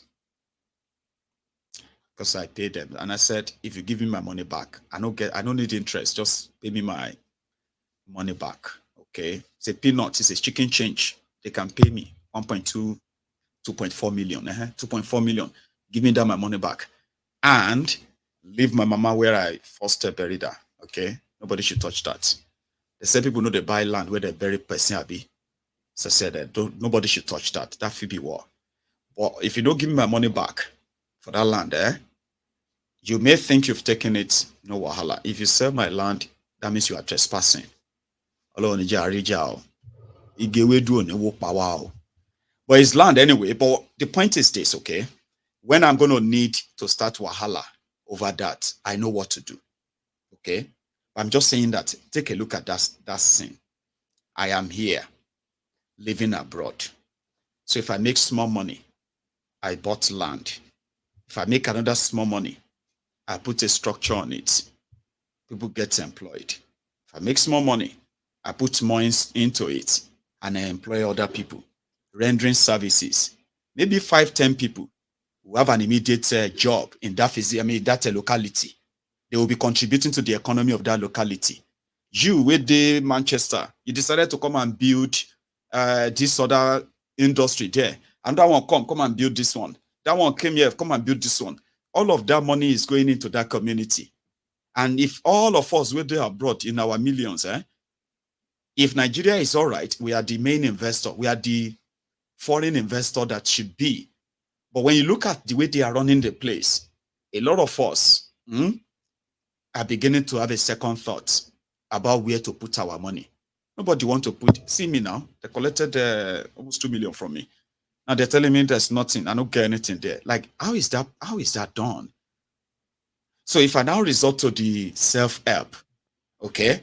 So that means before I can really do something, I have to resort to self-help. Before they will now say, you know what? Leave that one alone. Do you understand that now? Leave that one alone. Leave his land for him. Let's go to the next one. Let's go to the next one. Let's go and threaten the next one. You know what I mean? I have to resort to self-help now. Something that I would never have to do if there is actually a system, a real system. They are destroying people's lives over there as we speak. And the majority of us who have our own different investments in Nigeria have told our stories too. People have told me their stories here. You know? You see, listen to that one now. One true emperor just said, he's blaming me. You, Maiyegun. You, our own Baba Gio. That is telling us how much Nigeria is happening to us for those who are not smart enough. You, Maiyegun, can't go invest your money. Baba, see me see trouble. It's, sometimes I should be listening to my own advice, Abi. I was careful. I was. You know what I mean? I mean, there are many of you who have invested tens of millions of naira. I know so many of you who are like, you're everything like before now. On a day UK, they drive one small jalopy. But for Niger, you'll be multimillionaires.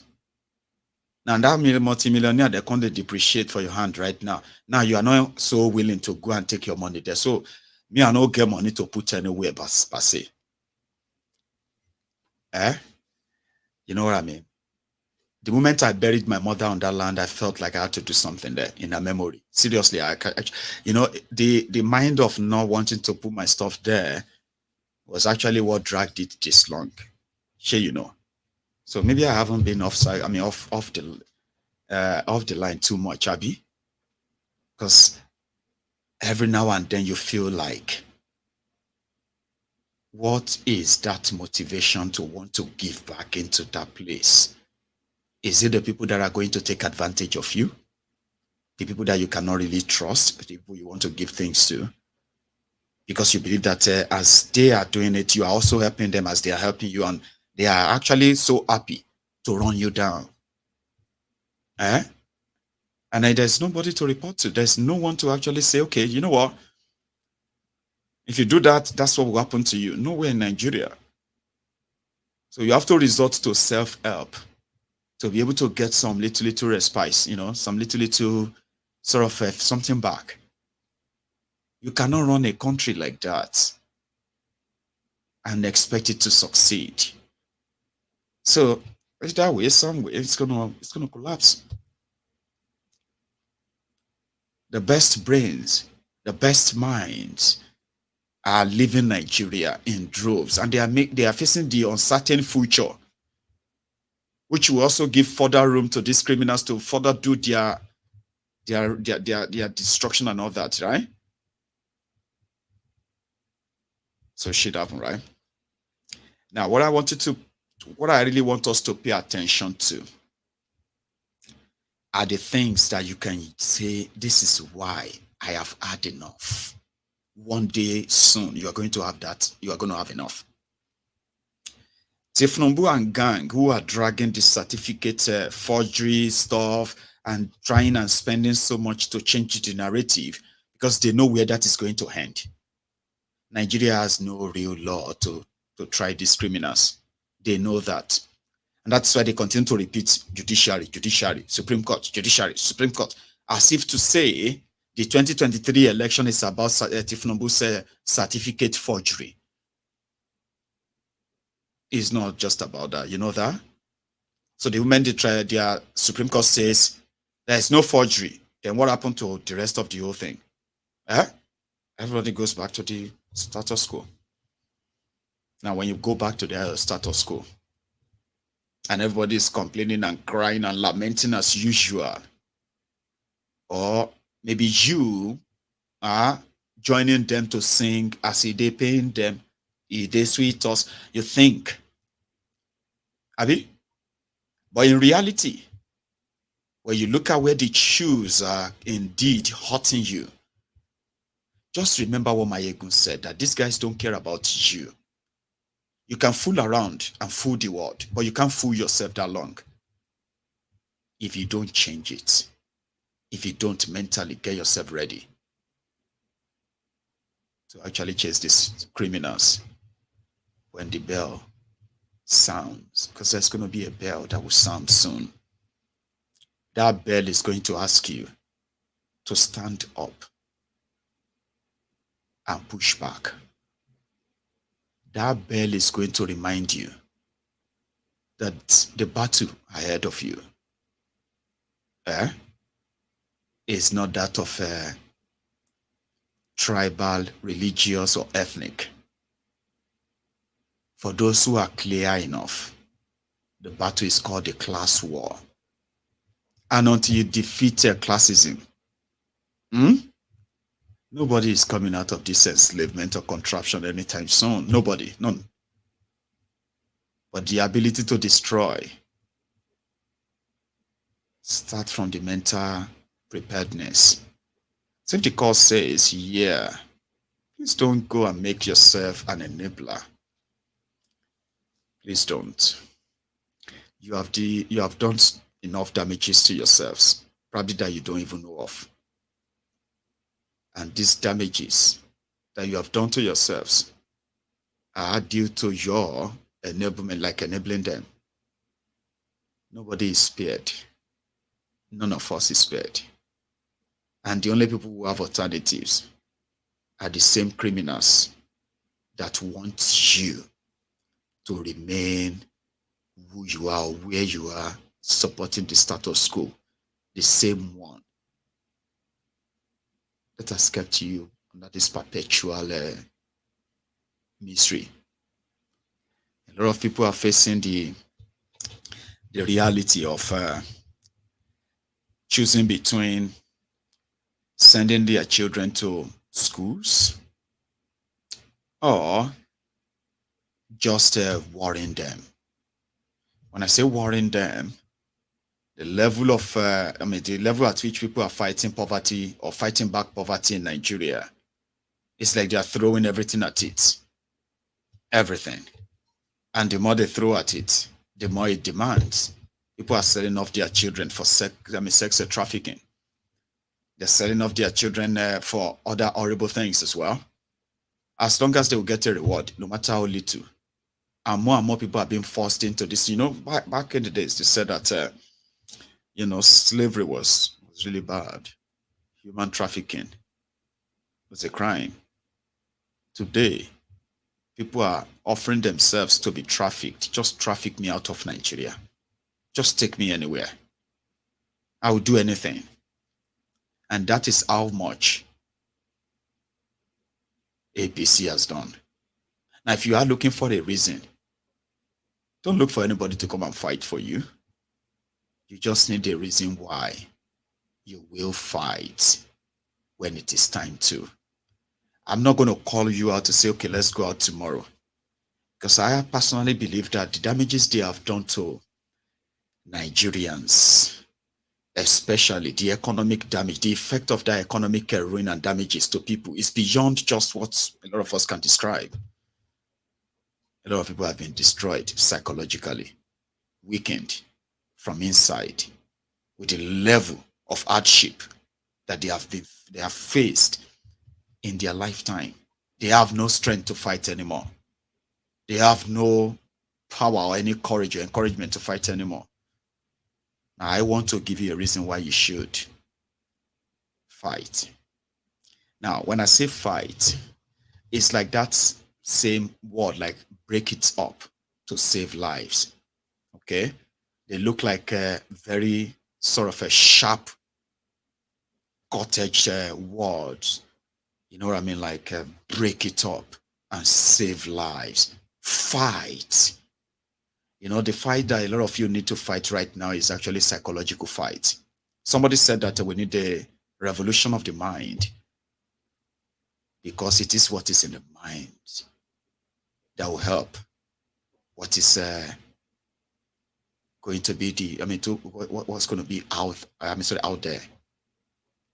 If your mind cannot picture it, you are likely never going to be able to achieve it. And they said, prepare them, revolutionize them and their minds, so that they will not become people of so little faith in their own goals. You need to have that strong will, strong conviction, something that cannot be changed or beaten out of you. Like when they slap you now, or when they shoot you and the rest of that, you begin to be like, oh, I'm sorry, I didn't mean. No, it has to be something that is mental. You must want it.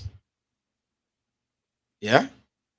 So when we say fight, they be like, you are encouraging them to fight. Of course, because the fight starts from here. There are so many things that you need to actually first of all, unlearn. There are many things that you've been fed with that you first need to purge yourself of them. So when you purge yourself of them, or when you get right and truthful information, and you cleanse yourself, you detoxify yourself from all of those nonsense they have fed us with, all our lives. That means you are beginning to, then you'll be available to actually learn something new, something liberating. It is called mental revolution. If you believe that these people can be taken down and the entire, what do you call it, structures they built for themselves, structure of corruption that they've built for themselves, structure of oppression, of lawlessness, if you believe that it can be brought down, it has to start, I mean, it must start from here. It shouldn't happen by accident. It shouldn't happen by coercion. You should not join a fight that is psychologically required with the intention of the physicality of it. No. So it has to come from your mind. And you must be so convinced and determined. And it is when you are that you begin to understand people who reasons like that too. It is not always physical first. The fight that you must fight is that your internal fight. The ones that will tell you that you might be Igbo. Okay? You may not want Nigeria. Nobody chose Nigeria. But currently, before we can all get ourselves out of here, we would need ourselves. We would need people of like mind. We would need to take this hegemony down. Now, that conviction is a very strong one. The one that your tribal conviction cannot change. Your ethnic, what do you call it? Your ethnic association cannot change it. Your political views or association cannot change it. Your religious belief cannot change it. These are thoughts that are stronger than any belief you ever hold. So are you ready to be like that? Are you really ready to give up everything you once believed for a new belief that completely was never your area of specialization all your lives? These are not random thoughts. Okay? The thought of liberation, the thought of oh, we want to be free from, they are not just wishful thoughts. These are deep, deep thought, because your action can change the destiny of a generation. Now, when you have strong people who believe that, number one, we never signed up to be together like this. We never did sign up for this. Save for those who are benefiting from it, the detriment of those of us who are losing from it. And we are many, majority of us. It is ideal for us to kind of remind them that at a point,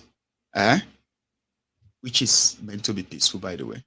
So at a point, a large number of enlightened and educated people from across Nigeria will demand for the total breakup of Nigeria, starting from that center, something that we know what they did. We know why they fused us together. We know Nigeria have no states. Nigeria have no regions. Nigeria have no religion. Nigeria have none of all of these things. This whole scheme is a central scheme put together since 1966. A big, huge scheme that made all of this component part of the federal government of Nigeria just a subsidiary of a larger company called the federal government of Nigeria. It's not to the benefit of anybody. But one of these days it's going to happen. A generation that will be bold enough to call out on one another. Say, you know what? If they call out, would you even answer? Do you even have enough of what it takes to be part of those who are likely going to change the course of history? Because I kind of believe myself, or I'm beginning to believe that even though we might have been so divided, rightly or wrongly so, we might have been so brainwashed and impoverished that we are too poor to fight. But there is going to be something that is going to motivate all of us soon, when everybody realizes that we are all victims and it doesn't matter where you come from, right? The moment everyone realizes that, or a larger number of people realizes that, it will be easier to call for that, a big history-changing action. But for now, it may be so much like a myth or a wishful thinking. But like I said before, sometimes people don't believe it until it happens. And it is already happening. It is just the coordination that is not yet coordinating. These guys will push us to that stage. I want us to all have it in our minds that Nigeria will break up. These guys will do everything not to make that happen. But whatever it is they have been doing for years to force it together for this long, they are losing their grip. They are fighting their last fight. It is so much obvious today that a generation and the other generations that are really going to be fiercely combatants with them are almost here, or they are already here. But we want it to be a right and just fight. If you want Yoruba nation, an independent, prosperous Yoruba nation, you must be mentally prepared for it.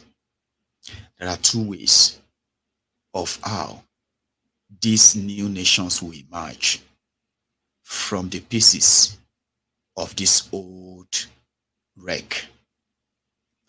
I remember saying this to a lot of us back then too, that even though a lot of us want Nigeria to break up in peace, we don't have to be enemies to ourselves. We will still what? We will still thrive and then prosper based on our own capacities. And for those who can't imagine a broken up Nigeria, well, I have said this before. 10 years ago, the conversation around the breaking up of Nigeria and the reasons why were not this more pronounced as they are today, like they were 10 years ago. The failure of these criminals in government would continue to give boosts to the advocates for the breakup of Nigeria. Do you now see why it is not in your hands? It is not in my hands. If Nigeria is going to break up peacefully, if Nigeria is going to break up violently, or if Nigeria is not going to break up at all. It is not in my hands. It is not in your hands. It is in the hands of those who have pushed us to this point. They have divided us along a tribal and ethnic line. They have divided us along religious and tribal lines. They've done so much destruction. But since we are like that, they've also blessed us with one thing, which is from their bad government: poverty. By blessing Nigeria or cursing Nigerians with poverty, they've created an avenue for crime, industrialization, criminalization of everything in Nigeria. More and more people are seeing a failed country. And if this failure is indeed out of hand soon, you cannot say Nigeria will not lead to civil war. If Nigeria leads to another civil war, Nigeria will break up violently. I remember saying it to all of us who care to listen then. Nigeria will break up two ways. The first one is the peaceful, the one that I and my own people are promoting and advocating for. And that is the one that starts with a national conversation, conference, whatever you want to call it. A place where people will be given the chance to send their representatives with their demands, what they want. A conference where everybody will come and discuss if they really want to be together as a country and why, and under what conditions. These are the only way you can set the rules, and everybody will know what they are bringing to the table and what they are taking away from that table. And I mean, Nigerians deciding for Nigeria. Abi?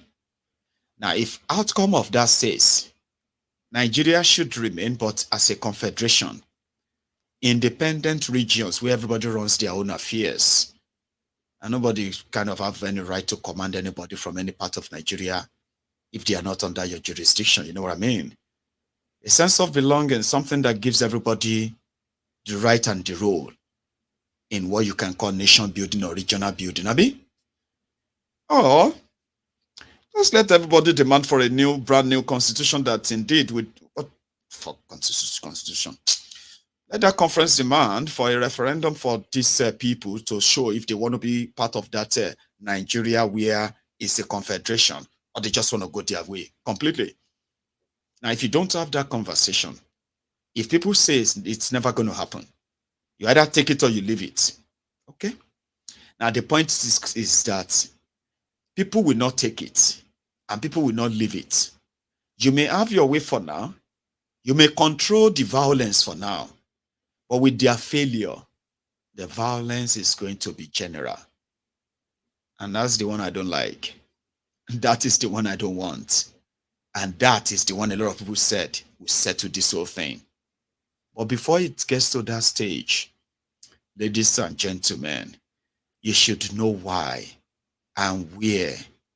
Why you have to stand up and where you have to stand and what you have to do.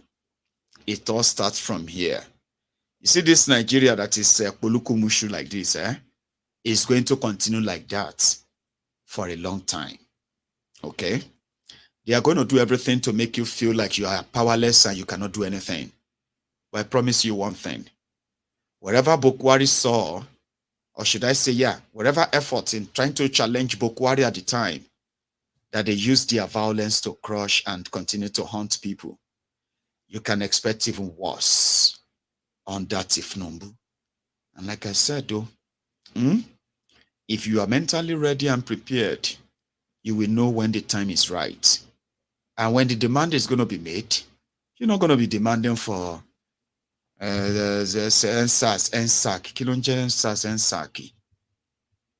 break it up and save lives. Break it up now and save lives. That will become the prominent convo. And you should be one of those that will champion that. But you must be at the right state of mind, in the right state of mind, rather. You must know why you want that. Do you want me to give you a few reasons why you want that? Or you should want that. Independent regions. That was what we signed up for in 1957, 1959, and then 1960. Independent regions. The criminals who control Nigeria today they didn't force Nigeria together because they wanted to develop Nigeria. They forced Nigeria together because it is easier to share the proceeds of Nigeria if they are all fused together. You have no plan for anyone. Not for you, not for me, not for your children. And if you are still not telling yourselves that truth yet, okay, I hope you live long enough to realize it early enough that you can make a correction, okay? Now, before they forced everyone together, all the regions could do and plan their own development. They could fund them. They could dream their dreams, okay? The ones they have for their people. Eastern region, Western region, and Northern region. Everyone has their own goals set for them by themselves. But today, nobody has a clue of what is the goal of Nigeria. Nobody has a clue. What is the Nigerian dream? Nobody has a clue. Who is a Nigerian? You have 1 million definitions. There are so many things that are completely out of place. Nobody can explain to you because nobody has a clue. And that is why the only reasonable and sensible thing for everyone is to go back to what actually set us up. Set us on this path of evolution of being together.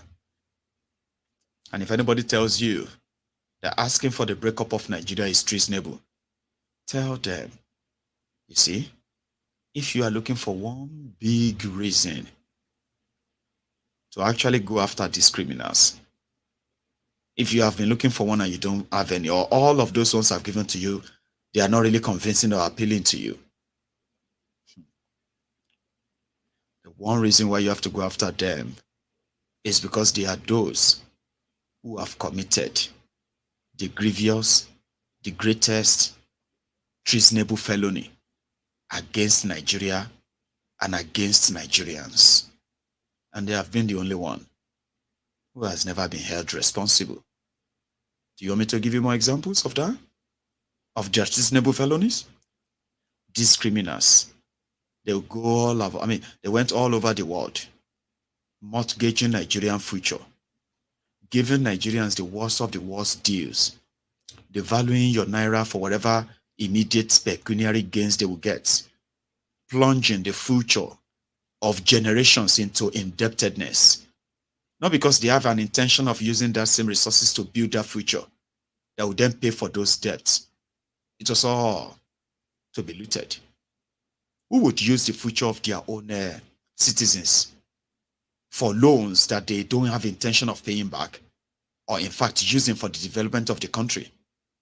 What is more treasonable than that? That a country that is not at war is losing their own military to ragtag terrorists, Islamic jihadists. Your citizens are being displayed and whipped and beaten and killed on national television, online, by terrorists, and nothing has been done. Then that same people had the audacity to call out the celebration of graduation day for repentant terrorists. They are mocking you. They are pardoning terrorists. They are doing graduations for them. They are giving money to terrorists. They are laying red carpet for terrorists into government houses. Terrorists are getting special invitation and special interview on the main media in Nigeria. Isn't that reasonable? That somebody is pardoning some people who slaughtered and killed Nigerians? And they pat themselves on the back, telling themselves that they are doing a great job? Is that not reasonable? No? Some criminals use Nigerian foreign reserve as a collateral and they didn't tell the country. They devalued the country's currency. And stole over $30 billion from the foreign reserve. Nobody has a clue who took the money. Nobody has a clue what they used the money for. The creditors are now asking, and they said they are going to kind of bankrupt Nigeria, who is already bankrupted. They bankrupted Nigeria. And they are still flying about in their private jets, living in their different mansions with your money. And they are accusing you of treason. Treason. Treason. For asking for the breakup of the shito that these guys are milking. And you think you are the one who is treasonable? These criminals colluded with criminals like themselves and denied a country that is the ninth largest oil producer in the world. Jesus Christ. They colluded that a country of 200 million people, largest oil and gas producer in the whole world, but has no capacity of fixing a single refinery in 63 years of its independence. That is called sabotage. They sabotage Nigeria. The Nigeria could not generate and distribute electricity in 63 years.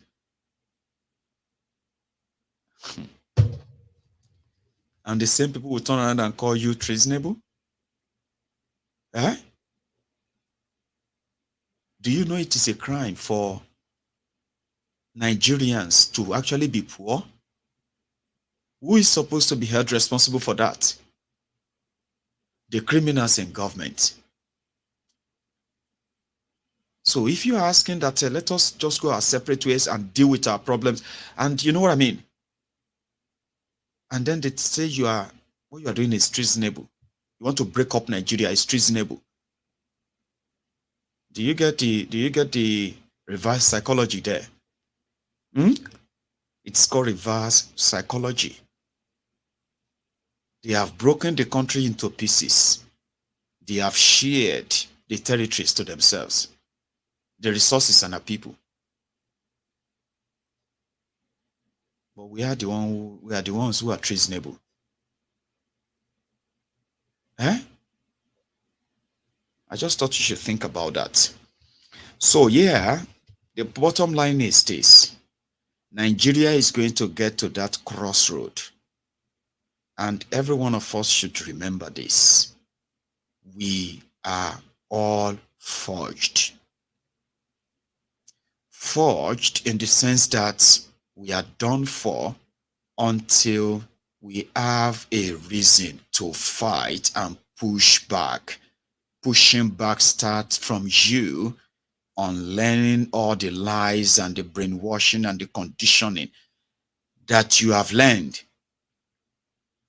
Because it's all going to start from your mind. So that when that cause comes, you are not going to continue to give them excuses or reasons why you can't fight. Nobody is coming to help anybody. Nobody. Anyway, I am going to call it a night, but I have a quick request to make. The Yoruba Union, which you all know very well, and thanks so much for all your support on that. The Yoruba Union is hoping that we are going to kick off our back to school project again in January 2024. Now we want to start planning from now. Like I said, things have gone from bad to worse. And a lot of people have reasons to be like, I don't want to put my money in Nigeria anymore. I don't want to put my money here or there.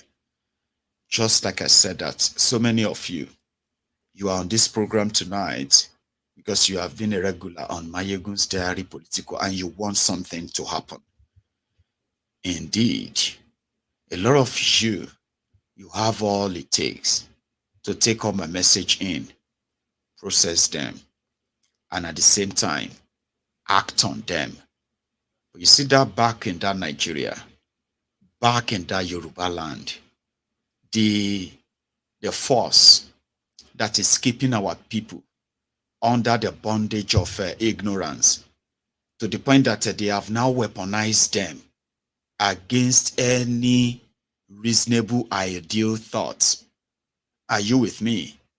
That too requires a physical approach, not just this one. We have done so well to some extent based on our own resources. We've reached out to children. We've adopted many of them. Indeed, we are grateful to those who have been very, very, very supportive. And I'm not going to blame any of you who have vowed never to have any of your penny to support anybody in Nigeria, but you can support the union. The last time I brought, you remember that young man who's to the double amputee, Mr. Lukman? You remember him, Abi? Of course, you should remember him. His own brother also came here, and you heard his story too. Of course, a lot has happened since then till now, but there is something I need to remind all of us, and that is, these people are always going to remain the point of contact of why a lot of our people need to change their ways. And like I said, I understand those of you who say, no, I don't want to, but Maiyegun, no, I understand. But for those of you who still very much support what Maiyegun does, the last time we promised to buy that young man a new bike that can fetch them their own money, like, you know what I mean, like get them some things to get by instead of us having to go back and keep giving them money. We have already adopted two of his children. I'm going to bring you the clip of their transformation from their dad, the video you saw then. These kids they've never been to school. They had no idea of reading or writing. They can't just do anything that has to do with education, like Western education. But with our own Mrs. Busari, Olufolake. So Mrs. Folake Busari, who actually owned a school in Ogun State, she adopted the children, two of them, a girl, and a boy. You need to see them now. You really, really need to see them. I'm going to bring the update to you. So I'm going to plead with all of you who have that capacity. We are going to need at least 800,000 naira to get Mr. Lukman's brother a bike. The union would have paid for it. But the last time they gave me an account of the union, it simply means that we need to empty our entire treasury to buy a bike. We can afford it, but we are not going to spend our money. We are going to crowdfund it. And that is going to start from all of us. It's up to us. And then if you are in any way interested in helping, trust me, you can use our Give Send Go account, use the PayPal account. And when I have enough to buy him a bike, I will come and present that to all of you here. When it is done, $800,000 naira should be probably 700 pounds sterling, isn't it? Well, we promised to do it, to get him one. I want us to get it now. I will remind you again tomorrow, and I will remind you again this week. Apart from that, just as the union does, we are intending to go on and go back for our back to school projects in January, which simply means I'm still always going to ask for your help. The last time we did this, in case if you are just joining MaiyegunsDiary Politico, it's not just about talk. So, you know, we have done enough to help those who have been the victims of the same ruining and then ruinous leaders you have in Nigeria. They are victims. Some of us believe that by reaching out and helping will give us an opportunity to actually pass our messages to them, a chunk of them. And across Yoruba land, Yoruba Union has been able to reach thousands of people that we have actually helped directly, not through anybody. We've changed lives, or should we say we've touched lives, and we have changed lives due to crowdfunding and support system we have on this program. Yorubas, Hausas, Northerners, Easterners, Westerners, and everyone from everywhere, including non-Nigerians, have supported the idea of a Yoruba Union reaching out. It's so little, but it is effective. We just need to be consistent with it. I'll leave it at that, okay? So thank you. And to those of you who are also reaching out to a lot of people in Nigeria, it is not really encouraging. I know that. I am there. I know what it is like. And that's why I said, you see, if you want to do this, you must be prepared to see it as a thankless job. You should not see it as something that somebody is going to be probably ringing a bell on you and say, oh, you've done. No. You will never be happy if you choose that. Just think of people that you would do something for and they would probably never have a chance of paying you back. But you can leave them with a message, a life-changing message. They can actually be instrumental to all of this that we are talking about. As you are putting the foot on the ground, at the same time, let us put, our mind at work. To work rather. Put our minds to work. So that as we are doing the physical liberation, we are doing the mental liberation too. APC is strong. Their propaganda is very strong. If you don't have that strong mind, if you don't have that enlightened, educated mind, you will fall for them. Look around you. How many educated people have you not seen speaking in defense of these criminals? That is how powerful it can be.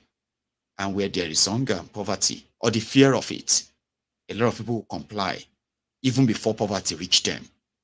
But with the right message, with the right mind, we can turn the tide. We can. We just need to get to believe it and get ready for it. Ego, get ready. Thanks for coming to my TED Talk. I'll see you some other time. Good night.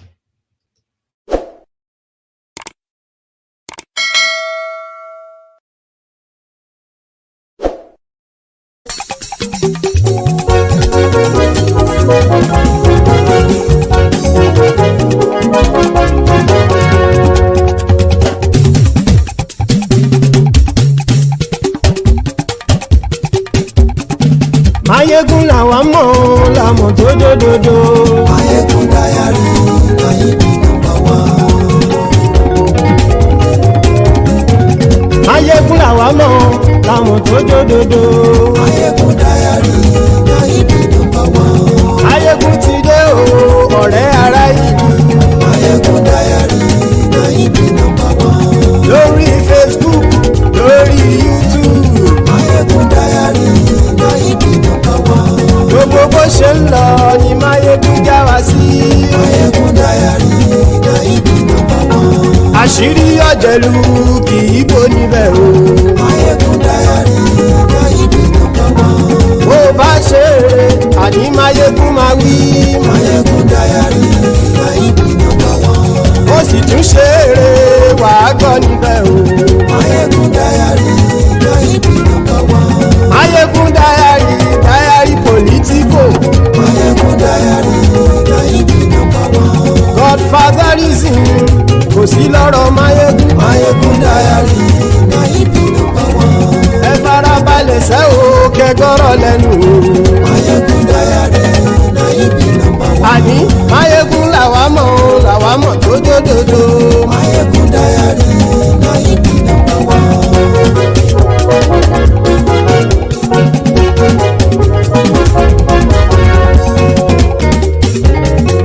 Àní ẹ̀sùn ràkì.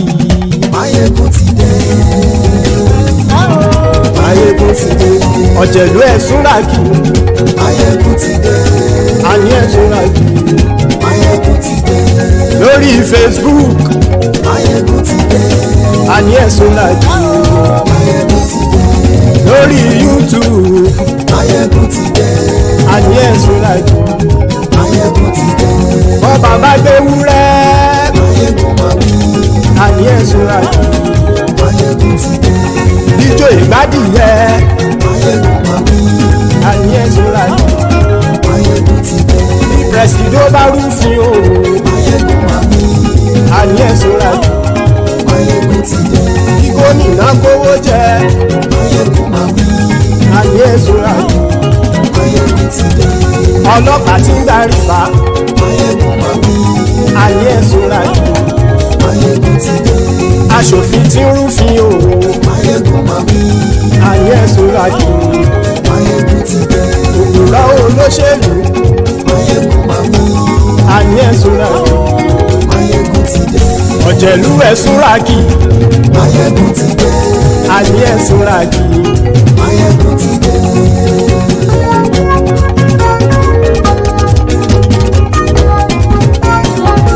Maiyegun ti dé. Gbogbo ọ̀jẹ̀lú ẹ̀sùn ràkì. Maiyegun ti dé. Gbogbo ọ̀jẹ̀lú ẹ̀sùn ràkì. Ṣùgbọ́n ní bá ti ṣe èyí tó yẹ kí wọ́n ṣe, ọmọ bá dèrò ní fi wọ́n níran o. Maiyegun ti dé. Gbogbo ọ̀jẹ̀lú ẹ̀sùn ràkì.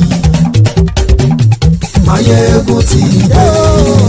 Gbogbo ọ̀jẹ̀lú ẹ̀sùn ràkì. Ṣùgbọ́n ní bá ti ṣe èyí tó yẹ kí wọ́n ṣe, ọmọ bá dèrò ní fi wọ́n níran.